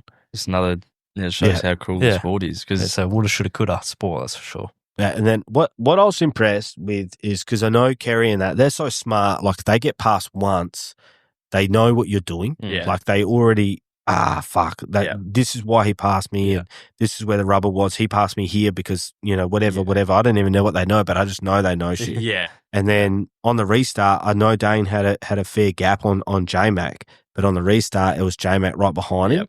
And I'm like, J-Mac might swallow him up here. Like he's clever. He's seen what he's been doing and J-Mac's right behind him. And so that's what I was watching because I thought Jock's just going to go. Yeah. Kerry will be there. Yeah. Dane will have to defend from J-Mac. Yeah. So I was like, well, that's what I want to watch. But Dane just busted him. Yeah. Dane wasn't thinking defend. He was thinking attack. I'm winning, which was sick. So, yeah, stoked for Dane to put up that effort. Hey, like that was such a good race, and he was coming. Oh yeah, like he was running that middle, and that car was fast. And I wouldn't imagine the 410's super easy to drive on a hooked up. I know, like obviously Buddha, he's spoken about trying to hang on in qualifying when it's hooked up, but it's hard. So I would imagine rubber's even harder. But see, this again testament to him. Just wide open, hanging on to that thing. Krikke Boys. I like when you can see from the outside. Jock's probably one as well, where you can see they are sending it. Like Kerry, he's in front and he's the fastest car at the time. Doesn't look like he's sending it though. Nah. Whereas a Dane, like you go back to the Aussie title, you can see he's sending it. Yeah, everyone's got a smile watching that sort of shit. And I know he spoke about like, not like it was just another race and stuff, but like, and I'm assuming afterwards he would admit it, but fuck, imagine the pressure of the Krikke car. Yeah. And almost like not the pressure of winning, but the pressure of being shit. Yeah. Like imagine running 12th, which is foreseeable. Like, with that field, like, you just, a few things don't go right and you run 12th in the Krikke Motorsport car. Yeah, a lot of it falls onto him. Not his fault, but a lot of it would. And like the success of that car has had in previous Krikke Boys with Brooke, and it's a lot of pressure, but he eats it up and he does well like that. It's fucking cool to see. And then J-Mac fourth. He sort of, I feel like they must have missed it because he had enough opportunities. He went backwards off the start. With all the restarts and stuff like that, he's seen what all the other cars were doing, and he never seemed to do like the things that he did the night prior. Yeah. Like, it just seemed like he couldn't do much in that car. Not like, but he still came fourth, like, so he did good, but he just didn't look like the J-Mac that we all have seen. Yeah, we've seen last, how many months. But it almost looked like the fourth was extremely good with what the car was doing compared to everyone else. Yeah, there's probably one where you can see that, and I know I'm pretty sure he ploughed the fence pretty hard early on too, trying to pass Jock. Yeah, right. So I wonder if he was... I watched the replay today. It was like within the first 5 laps, I reckon, he hit the fence, come out of 4 pretty hard. So there's every chance that there was a Jacob's ladder or there was actually something wrong with that car, which again, only someone like James McFadden on the rubber down track could make that work. With a wiggling in around. Mate, and then 5th place, like it's his best result probably ever. Like I'm assuming he might have got like a third or a fourth prior, but Ryan Lancaster, he was lucky as well, like because he cooked his star for heat and then dove to the bottom and then made it work. Yeah, and then in the dash, he's cooked the start again, like he just got like out of shape, and then he slid Jock slid him. And then he went in the back of him, pinned on the outside, just rode that wall, knocked Jock's front end. Yeah. And I was watching the race with Toby Balboan, and as soon as he did that, Toby's like, "Oh, Jock will be in kill mode." Yeah, the short slider. Exactly what he said. He said Jock will be in kill mode. Yeah. Jock's hammered down the inside, mate. Slid him. We turned to each other. We watched that together. I was like, Jock was willing to kill him there. Yeah. Which, you probably don't blame him. But like, again, Lancaster's up the front. Like, he's not going to take a backward step. No. You're going to try and make the most of an opportunity when you're out there. And again, we're going to sit here and talk about it, but how quick that shit actually would happen. You got milliseconds if that to make that sort of decision to commit. And off the start of a dash or heat, whatever it was, everyone's committed. The Jock was just as committed as he was. It was just, that's what it was. And that's why it's so exciting to watch someone like Jock. Like, everyone probably thought the same. Like, you and Toby thought the same. Everyone was like, he's going to be in kill mode here. Mm-hmm. Short slider, forced Lancaster to get out of it and drove away with the win. Yeah, I guess the thing for me with Lancaster, the gap was like, it was there because he got through. Yeah. So like, he's there, and then, mate, if you on the thing for me, if you're Ryan Lancaster and you run that and you back out, what are you doing? Yeah, exactly right. If Jock wouldn't lift, I know. Anyone in the situation like who's running the wall wouldn't lift, and whoever is in Jock's spot would be dirty. Yeah, like that's just how it is. But if you lift, put it back in the trip. What are you doing? 'Cause there's a gap there. Yeah. You got through. You're leading. Like even the commitment again. Never raced a 410 sprint car, but you'd think I know in a midget you have to be committed to run at the top. If you aren't committed, that's when shit goes wrong. Yeah, and you see sprint cars get tight when they aren't wide open. So Lancaster probably didn't even have a choice. Yeah. Probably had to keep his foot in it. Otherwise, if he rolled out, he probably rode the wall and flipped the thing, realistically. Yeah. Yeah, it's just a racing thing. Like, I understand, like, how Jock would have been a bit dirty on it. Like, and he said, I don't know what he was doing running out, but it's like, well, there was a gap there. That's why he got through. That's why he was in front of you. Yeah. Like, so both people just have to do what they did. Yeah. Robin's racing. Yeah, but that short slider from Jock, maybe Ryan knew it was coming because he got out of it pretty good. Like, he didn't lose too much ground. But, he was fast, mate. He qualified well. And like you said, that's his type of racetrack. And to his credit, he's right. Like, when it is like that, he's good. But he just generally, something goes wrong earlier in the night and he's coming from 15th. Yeah. Like, and then he drives that good. But to bring that home after 30 laps in 5th, like, and I was watching him, he was, like, going good. That was early on. He was maybe either going for second or had got second for a little bit there and, like, fast. Like, I think it was Kerry out in front and he was fast. Probably the fastest car for the first 5 laps, I reckon. They need those little nuggets, teams like that, hey? Like, you would know, like, you're putting all that time and effort in, you need those little nuggets to keep you going, like, we're not far off. Yeah. That's why you'd probably look earlier, someone like a Joel Ettridge, they needed one of those just to keep it going, but instead he just kept getting knocked down. He just didn't get one of them. Yeah, but that's what they need. Like, because obviously their equipment is beautiful. Like, as CJD equipment gave them that truck looked like, I was like, is that electric? Have you seen that yellow thing? Yeah. Mate, that thing looks... I'm pretty sure their social media did like a video of the recap of the night. And like the start of it was in that truck.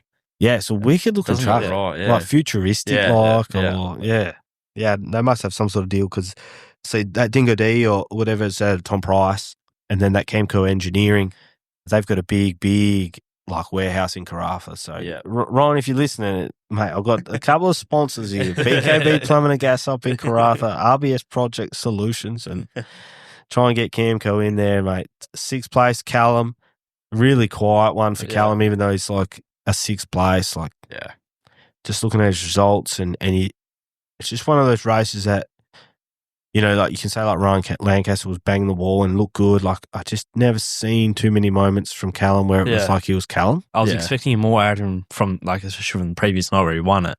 Like, at 6 results, still fucking good too. Like, I was expecting more from him. Well, even if he runs 6, he usually at one point looks like the fastest car. Yeah. Like, does it in spectacular. It's kind of like he was like nowhere though. Like, Yep. Corey Eliason 7th. he would be, and the whole Monty Motorsports team would be really disappointed with the seventh, and that's how they ended the trip. And without Nolan Luch Monty, sort of, I know that he would expect more than that. Like he wouldn't be too stoked with a 15th or whatever it was the night before and a 7th, and the results in Perth, his hometown, high limits. Like they didn't qualify for one, they missed a B main because they were disqualified or whatever. Like, and then the East Coast trip, I'm not sure that would make up for it. So if they didn't come back after the East Coast trip, they probably would have. But the fact they came back and obviously didn't. But even then, like I wonder what. Obviously, he goes back now to do 100 plus. Yeah. Well, actually, there's over 100 for that 2KS team. I heard. Like you probably don't take a lot of confidence back if you go to Australia here. And I know like Zephos and these guys, they'd come over and expect to run well. And they've struggled quite a bit, and now he's got to go back and do another 100 plus races. It's, if anything, but probably for him back to more of a comfortable over the States to get back into it. But there's very underwhelming sort of stint from both of those together. Yeah, I know he's like a full-time professional and stuff like that, but I'm not like, 7th's not where Monty Motorsports would want to be, but like, I'm not surprised, maybe Ryan Lancaster, but I'm not surprised with Callum Williamson in front of him. Yeah. Like Callum and Dane, the two locals that are in front of him, they get a heap of credit here. Yeah. I don't think it's like even nationally, I don't think it's even nationally recognised how good they are. Yeah. Like, fuck, mate. Like, Jock's a gun, Kerry Madsen, Dane Kingshot, James McFadden, Ryan Lancaster, and Callum Williamson in front of him, and a 7th looks pretty average. Yeah.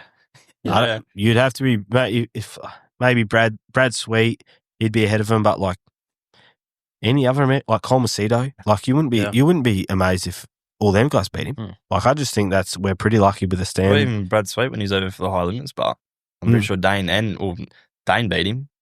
I remember Callum beat him. One of the first nights I actually spoke with Dane, and he was filthy, and I was like, mate, can you imagine like a few years ago being filthy? Brad Sweet beat you. Yeah. Like, and Dane should have beat him. Yeah, that's he clubbed the fence. He just got a little bit outfoxed late, and he did bang the fence, but like, I was like, you're filthy. Brad Sweet beat you. You're probably one of the best, if not that's the best. It. Like, and Dane should have been filthy. But how cool is that mindset for him? That's why you love watching someone like him. He's not happy with getting beat by Brad Sweet. They just never having to be beat. Yeah. But that's again goes back to that thing why I'm stopping those post race interviews, because the bloke in 15th's filthy. I should have won.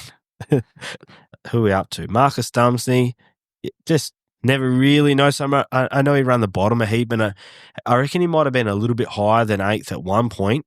Yeah, finished in 8th.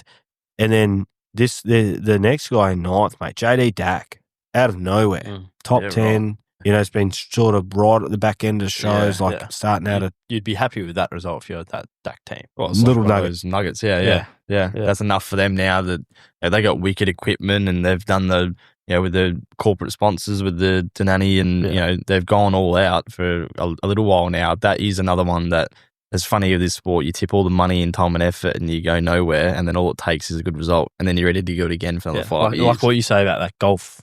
It's the same. It's exactly 100%. Smash that fucking ball around everywhere, and then on the last hole, you just mince 2. Yeah.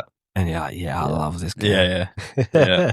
But good result for him, because I feel like he's been nowhere near as good as what I think. Like, even like last year, his qualifying was good. Like, he'd be right up the top of qualifying, and he even said it in a couple of interviews. He knows he has qualifying down pat, and it's the rest of the night he needs to work on. And now, like, even the qualifying has been good. I know he bought that brand new Don Ott engine and all that, and then I'm not sure what turned the corner for him this week, but he's ahead of like Brad Mayolo, Chris Coyle, like Lockie McHugh, like, who did nothing. I don't know what Lockie was up to.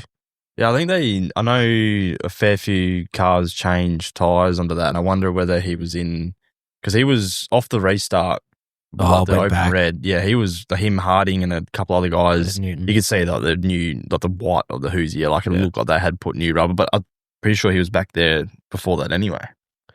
What I thought was a little bit shit, the teams probably, if they knew it was going to go to 30 laps, they wouldn't have changed tyres. Yeah.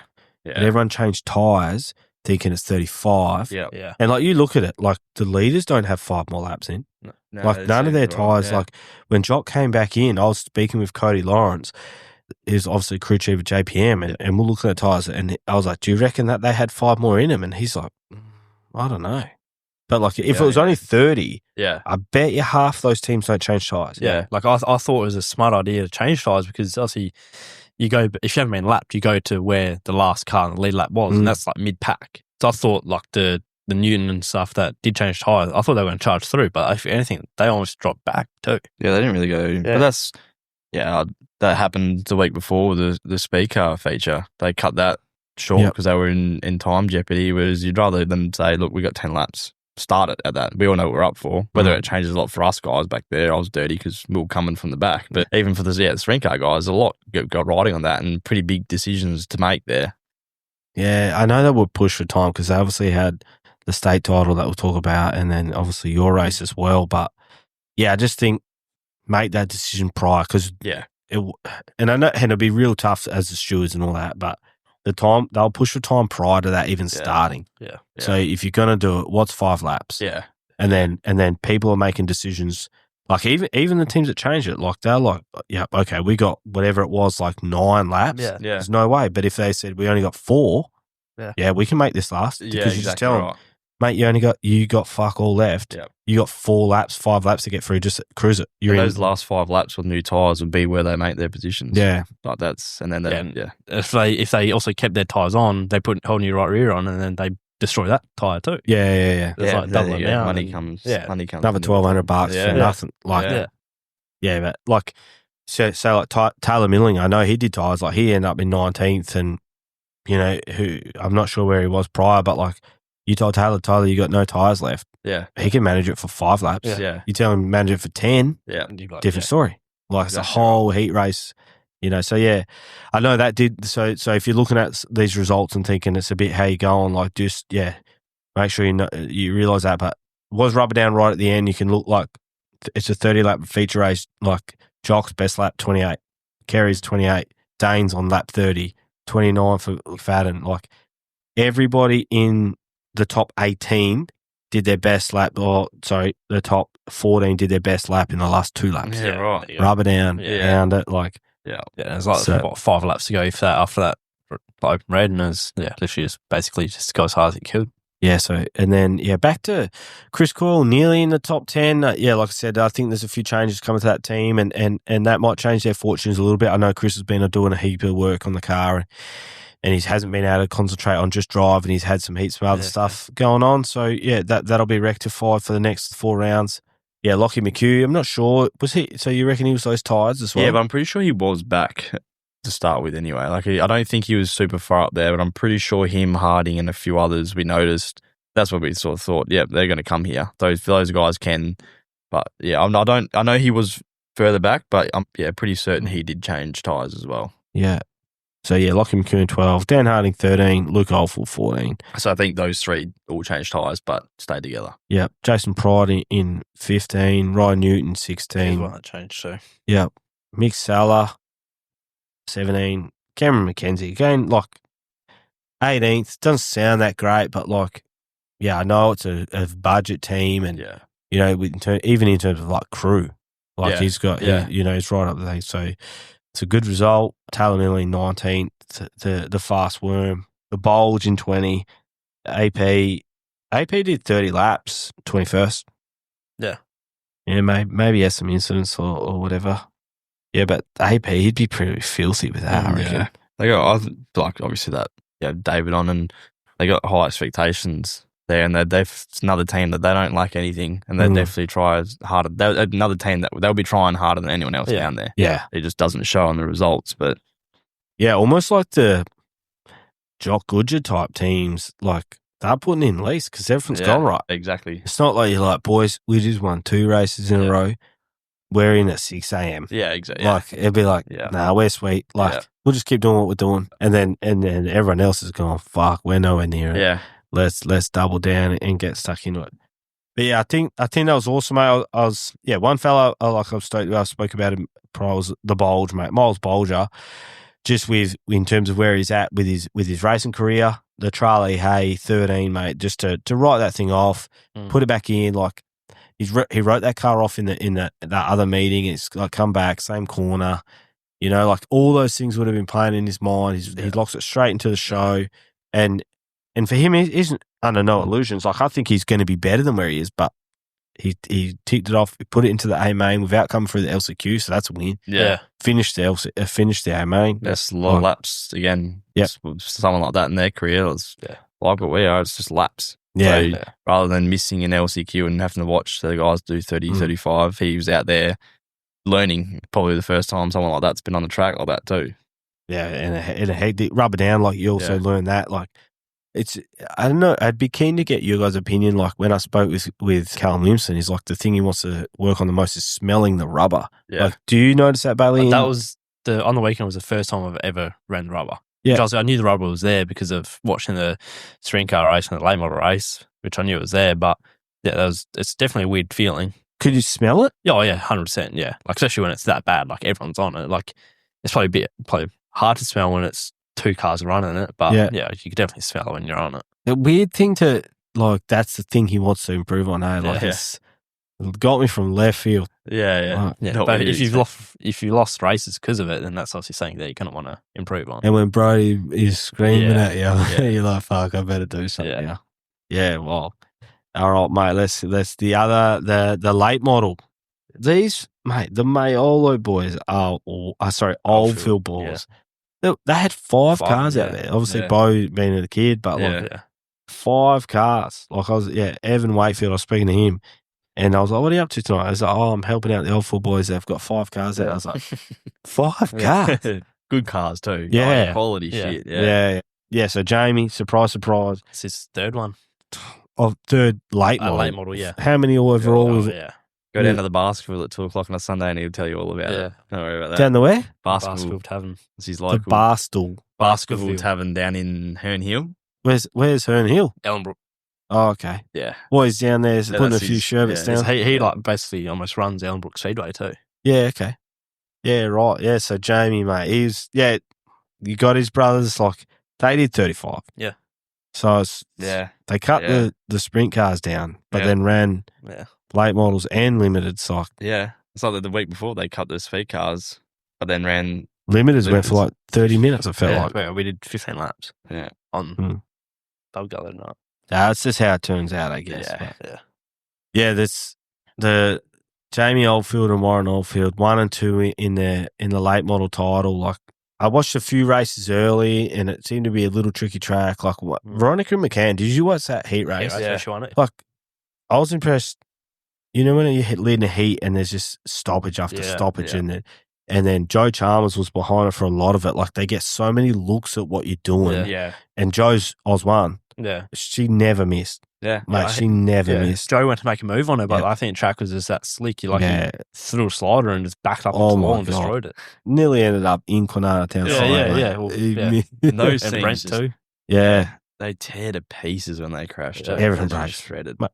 They tear when they're just on the wall. It rips off them. Like, But I was impressed with Veronica. Like, she's good and she can win. That's not what I was impressed with, but like the amount of looks that Joe got at her, and she never missed her mark. Every single time, she never made a single mistake, and felt like that heat race did 20 laps. That just repeated. She never missed, mate. That was an awesome little heat race from her. I know she ended up 8th overall, but that heat race was awesome for her. Another one that impressed me through the heats was Cody Brown. Yeah. You know that fella from Broome? Like, mate, they were all running like the middle and the bottom. He's banging the fence down. Oh, mate, it was sick, hey? It was sick. Yeah, I think it must have been heat, but he was hammering. Yeah. Those things on the wall, like Joe Chalmers talked about, it's like, you're like 3 meters from the wall from when you drive into where the right rear is. Like, it's not like, you know, a midget might be like, I don't know, a meter, half a meter. Like you can reach out and touch it, And then those things, it's like you're in the opposite edge, round, you're on a 45-degree angle because those things are and they look like in a straight line, they look harder to drive. Like we're watching them come down the back straight, and again, go back to the iRacing, it's the same sort of shit there. Yeah. Like, you try and drive those things and they just do everything you don't want them to do. Well, even for me, again, uninitiated, just similar to the Formula 500s, that you're looking at me like, that looks broken. Yeah. Like, the front end's out. Yeah. No, that's how it's meant to be. Mate, the thing's on an ankle, mate. Like, the more out, the better it almost looks like. Mate, yeah, so Again, Jamie Oldfield, I'll be keen to get him on with 5 of them, mate. I need another 5 mics. So. You want to get Jamie on. Yeah, that's I need to go over and introduce myself, he probably don't know where the wingless pits are, so I'll extend the Oliver branch. But yeah, everyone tells me I got to get all of them on. They all are just wild dudes, really good blokes, heaps of stories, and Jamie's won everything. And raced everything and done everything, and he just never loses. No, there wouldn't be too many people out there that can say they've won a race in nearly every fucking division out there, all over the country too. Yeah, Warren Oldfield second. Yeah, Cody Brown, the fella that ripped the wall, but he was good. He was sort of a distant third, 4.5 seconds back, but he'd be pretty stoked. Bring the big L down from Broome, or because it doesn't seem like he races here too often. Nah, not every race. Yeah. And obviously, I know they run that Macquarie Brown earth moving inquiry up there. So and from what I know, they work pretty hard. Those fellas, they are full grinding away up there, and they come down when time permits. Lachlan Onley, N17. So I'm not sure of him. He must be interstater. Yeah. Oh, there's a fair few of them that come over because of their Aussie titles here in I think next month or something like that. Yeah, Luke Halliday, Rod Massara. You guys know Rod? Yeah, I think he won a feature last year. Yeah, he did. In 21, he was going nuts. I remember I was watching that feature and his family or whatever was sitting in front of us and they were going nuts, and then one of them apologised, sorry, we're going nuts. They won a feature or something like that. Yeah, I remember that actually. I'm pretty sure he blew a tire and come to the checkers too. Yeah, I reckon maybe the wingers were in the chute or something like that. Yeah. But he couldn't be beat. He was real good. Yeah. Matt Goodlad, Red Hot Ronnie, Jake Hardy, Jason Oldfield, Brad Oldfield, Brad Smith, Big Michael Holmes, 13th. But yeah, so the Oldfields, mate. Jamie Oldfield, Warren Oldfield, Jason Oldfield, Bradley Oldfield, which I'm assuming they're all brothers. So there's Bradley's Jamie's son. Okay. And then Bo Oldfield's Jason's son. Okay. Which I think is just one of his first races at the Motorplex. But you go down to Ellen Books. I think Bailey raced limited down there at the start of the year. That's where they are. But there was Warren, Jamie, and Jason all racing for the lead in the feature and changed every single corner. It was fucking impressive to watch. I reckon, I don't know how I'd go racing my brother. My big brother would never even get in a car. But I'd probably want to fence my little brother. If he ever showed a nose, I'd be like, get that. Happened our first race meeting. Well, sorry, his first race meeting, our first together. Yeah. Again, I only had done a season, but someone pulled out. So I was on the outside towards the back, and Bailey was obviously at the rear for a rookie. Yeah. Someone pulled out next to me, so Bailey's pulled up next to me. Yeah, and he's left me off the start too. So I spent the whole whole heat race chasing him down, and it was the same sort of thing. It's like I'm going to have to row him up here because I can't let him fucking beat me in the first No, you can't, yeah. No, not the younger brother anyway. But our last race together with his last race on the wingless, I beat him, so I'm happy with that. That's it. Yeah. Mate, you're only good as your last race. Yeah, exactly. But imagine if there's two brothers. Yeah, oh yeah. Mate, imagine if you're the middle brother. Your son, even your son, your cousin, your uncle, it's all of them. I reckon if it were my son, I'd let him go. Yeah. But, mate, if I was I am a middle brother. If there was one brother in front of me and behind me, mate, you'd just be packing it up. I'm getting it from somewhere. Yeah, exactly. Or you're leading and your two brothers behind you, they come and it would be a wild time. It must be so fun out there for them. Oh, yeah. But even then, I reckon, that Ellenbrook race earlier, they were racing as hard as you possibly could, never made contact once. Yeah. So it's crazy. But that's also, they all can wheel a fucking race car. Yeah. Too, so they all know what's going on. Hey. But yeah, so awesome for them to Jamie, another state title. I wonder if he would know, how many have he won? Could he just go like that? But he'd probably have to think. A couple of beers at the Basketball, let me tell you. Yeah, okay. Yeah. He loves it. I'll rate that. As you should too. Yeah. We'll get him. Dad and Jamie had a bet during the night because obviously, I think we're walking back after the sprint car qualifying and he comes up to me and he goes, just run the bike track. That's where I'll be because obviously save your bloody car from running the fence.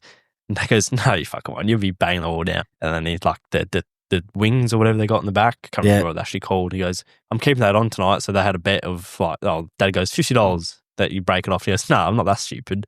And then it turned into a beer and he shit knocked because it went rubber down. He kept it on. So Dad owes him a beer.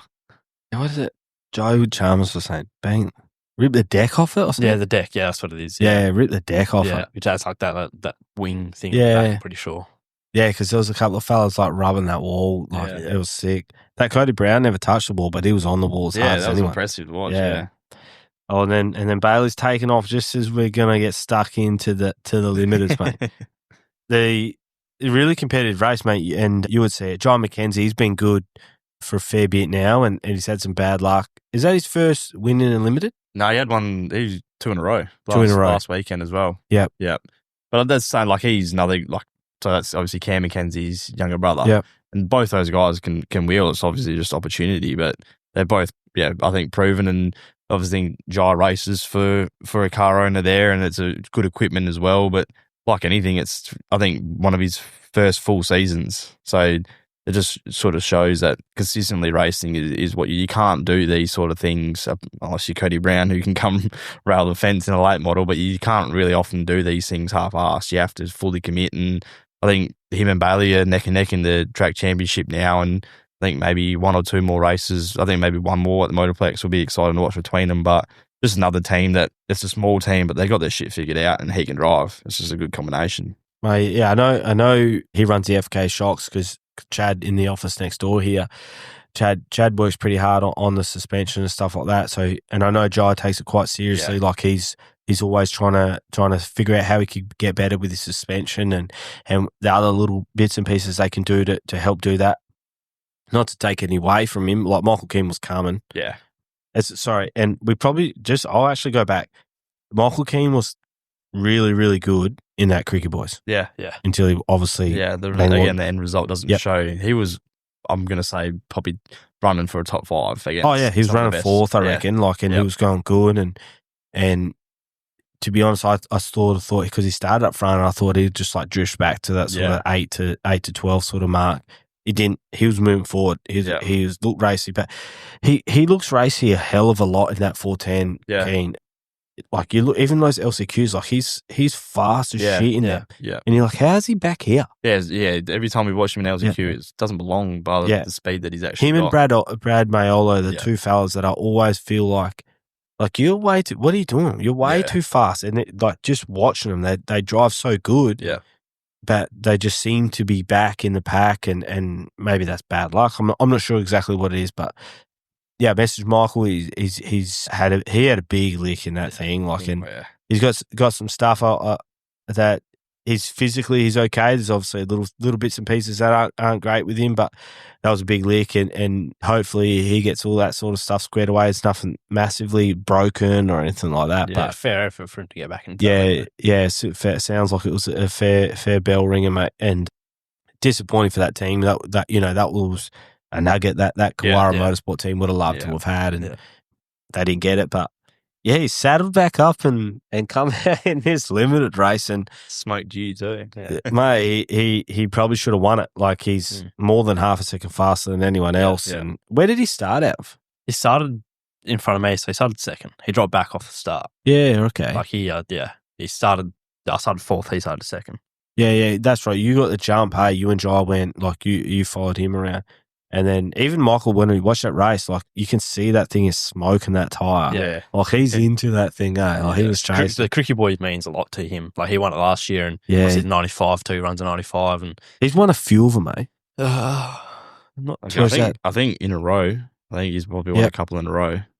Yeah, but he looked like, obviously like we just spoke about, like you ran top 5 in the 410, like he'd probably be filthy with a second. Yeah. Like, you can't run top 5 in the 410s and then jump back in. But he would, without like a disrespect to Jai, he probably was the fastest car. But if you miss it, you miss it. The track position comes into play there. Yeah. Yeah. They called it early. It seemed weird. They call sprint cars early. Yeah. Late models go 35 laps, but then they call you guys early. There's a weird preparation for it as well. Yeah. Well, basically, we're told, get to the chute, but you're probably not going to race. Yeah. And then it was like, okay, but everyone's got their phone out watching the time. Oh, shit, there's a yellow with the late models. Now we're done. Yeah. Or now they got gone. So I think we probably went out there. So they said Jerome said over the one way, it was like, we were lining up. I don't know if because we had a yellow on the first lap, like a few cars got together, and then, so I don't know if it was after the yellow, before the yellow. He goes, it's like 10:52. You're going to run until however many laps you can get in until the curfew. Then that's good. Which is, what is the curfew? 11? It's actually 10:59. They have to throw the white flag out. I'm pretty No sure. noise at 11 o'clock, apparently. Yeah. Okay. So we spoke to Gavin. Obviously, Bailey finished third, so walking off the track, me and Dad spoke to Gavin, and that was the go. They were literally over the headsets. They were watching the time. Right, we're 10:58. Throw the white. Yeah. Come around. Checkers went at 10:59. He reckons. Whether it's a fine government wise or whatever, but yeah, it is 10:59. Stop on the dot. Which we ended up getting 13 or 14 laps in anyway. Like, yeah, 13. Yeah. So yeah, can't complain. And then, yeah, obviously, yeah, yourself, Bailey, in third. You've cracked out a few podiums now, hey? Yeah, it's back-to-back podiums. I got second last meeting at the Bubba Gully race, and I think I would have had a chance to go have a shot for the lead if I'd had power steering and wasn't absolutely buggered by the end of it. But again, woulda, shoulda, coulda. But there's also my back-to-back podiums on Krikke Boys last year. It was my first podium in the limo, which I got second. Yeah, right. That's awesome. Yeah. Glenn Dickinson, he goes pretty good, in fourth? Yeah. He's always good at early in the nights. Yeah. That's for sure.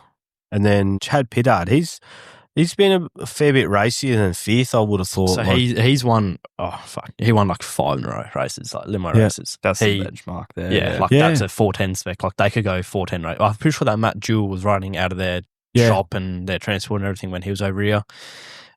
But yeah, like I think Bubba Gully race in the first heat, he got together with Bottrell and dunked the car. So it's a brand new car. I think that might have been having some issues with it, or like teething issues of putting another car together. Yeah, Stephen Gay in sixth, Craig Bottrell in fourth, Brad Warwick. That car's nice, that Brad Warwick's car. Yeah. It's a nice looking car. Yep, nice bit of equipment. Greg Clark and Kent Roberts. Lee Redmond, mate, he's back. Uncle Lee. He couldn't help himself. The fossil. Yeah, mate, I thought he was done. Yeah, What's going on with that? They kept that under wraps, That was pretty quiet. I think it was a last minute thing too. Yeah, they found like a pretty good package for a whole sort of lot of gear, which him and Watsy sort of found it, and it's going to help their inventory out with the Bailey's racing. And then Lee's, he would never stop racing. He's raced his whole life, and I think his sort of thing, which I think is pretty fair, is the last time he was out there was that big crash and didn't really want to end it like that. And he was always going to stop racing midgets. There was always going to be me come in, and he was going to stay in the limited for fun. So he was supposed to race that car that I'm racing now. Okay. So I think it was more of I think he would definitely say, I'm just going for a bit of fun. Then once the helmets goes on, he's competitive. But it is good to see that he can just jump in a limited and have a bit of fun, as much as I'm sure everyone around him sort of thinking, what are you fucking doing, mate? Yeah. But I mean, when you got the money and you got the passion to do it, and again, I completely get that you don't want your last race to be a big crash and end it like that. So how long he does it for, I don't even think he knows, but a bit of fun, and you can see Bucky, a bit of the smile back on his face is like everyone gets that sort of buzz when you go race, a bit of competitiveness, and I think he was sort of chasing that a little bit after how it ended 2 years to the day from when that race on Saturday. Yeah, that's pretty crazy, hey? But I can fully understand, like, not wanting that taste in your mouth to end it all. Come back and somewhat redeem yourself, or like not to in anyone else's eyes, but just your eyes, just be able to, like, when he does close the final chapter or whatever, who knows? Like, and hopefully it's not for ages, but as long as he can sleep a bit easier at night and think I can, like I said, can do it, like that last crash. Yeah. Like he's not out there to win races at the moment. Like, he's just out there to have fun, like just putt around in bloody mid-pack in the feature. But like, he's just having fun. So it's good to see him happy again. And obviously you can't take the racing out of a racer.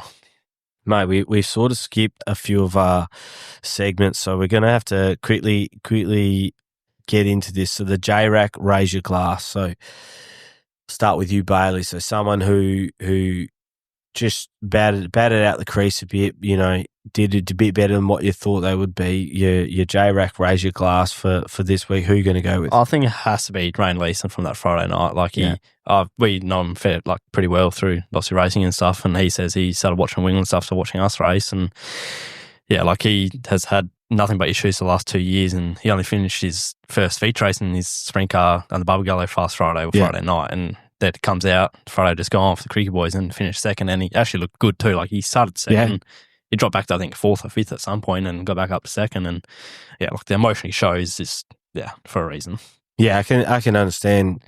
Yeah, just going out there, and just the car not run and like all that sort of shit. He's got confidence and faith in his car now after obviously all the hard work, blood, sweat and tears gone into it, which everyone's seen of is through social media, and which he does good too. And it's pretty cool to see. And what about you, Cody? You going to do the same? Look, J-Rack, raise your glass. Yeah, when he badly sent me his earlier, and I was just trying to go something different, and obviously it's probably is rain, but then this sort of thing. Someone like a Michael Keane, like that is a potential sort of nugget that you get there that keeps it going, and I probably think for them it probably still is enough. Like they were up there, and unfortunately it was whatever it was, a bit of tire wear, and it bit him or whatever. But I think a team like that probably still takes a lot away, and then to get out there and get in the limited and still come up to second when it would have rung your bell a fair bit. So realistically, he probably shouldn't have gone out for that feature. Clicked his clock a fair bit, I would have thought, but good.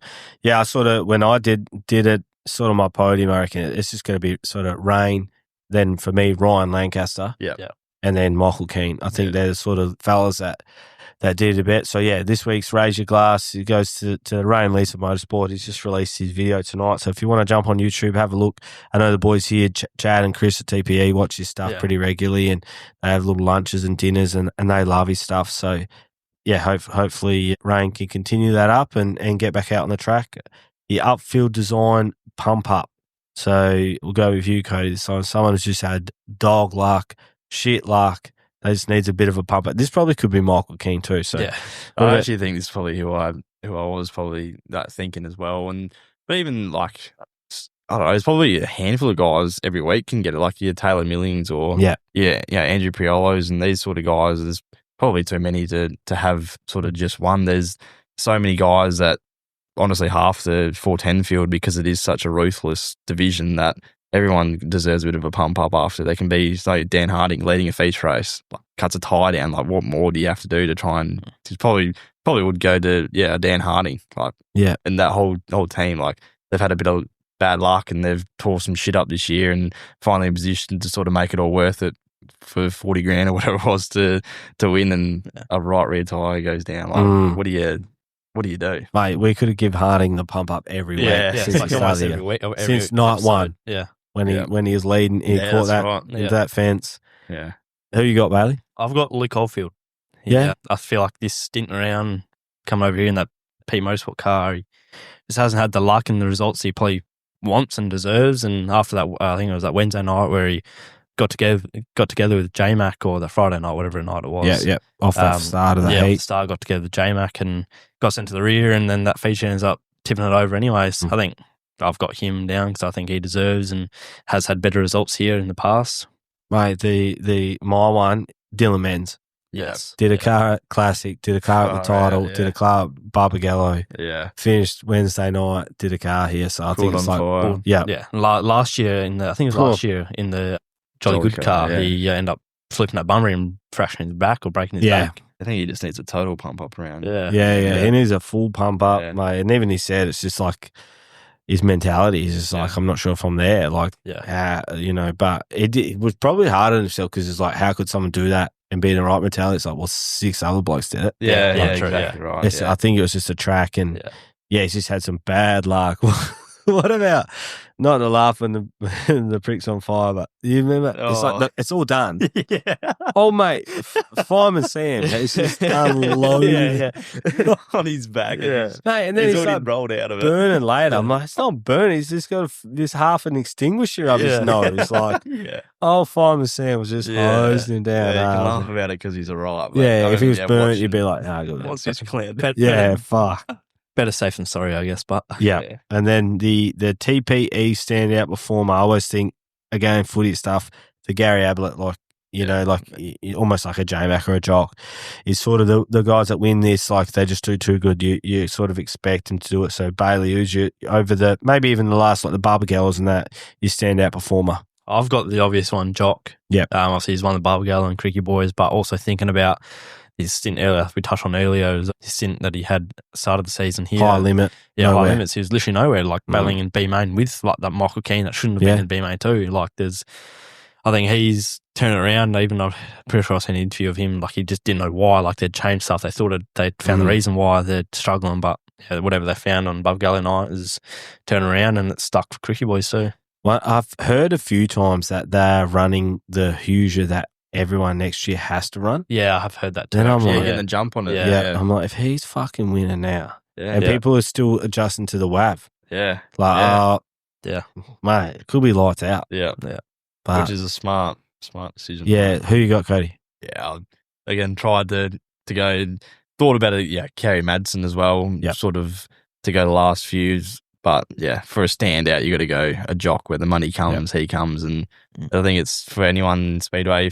I honestly think if there's someone that doesn't know Speedway and you're trying to get them involved, you'd say go follow Jock, would you, for a little while, and then that'll get you hooked. But yeah, I think it's got to be Jock. Yeah. So and mine, from a different class, just it's a TP standout performer, and just because the boys here do love him, Ray and Leeson, mate. I think that's pretty good because he didn't fluke it. He started off second. Like you can't just start off second. So good race all round. Put together a whole night. So like a big tick in the box for him. He finished that feature race, put together a whole night here, and then to finish second on that podium, well deserved. The crowd got around him as well. Like I know, all these boys messaged me and they're pretty stoked for him as well. So, congratulations, Rain. And well, even on that Saturday night, like obviously he finished second the Friday night, but Saturday he just looks wrecked, like emotionally drained, like proper. Obviously he's had wouldn't have slept much because how excited and happy he would have been.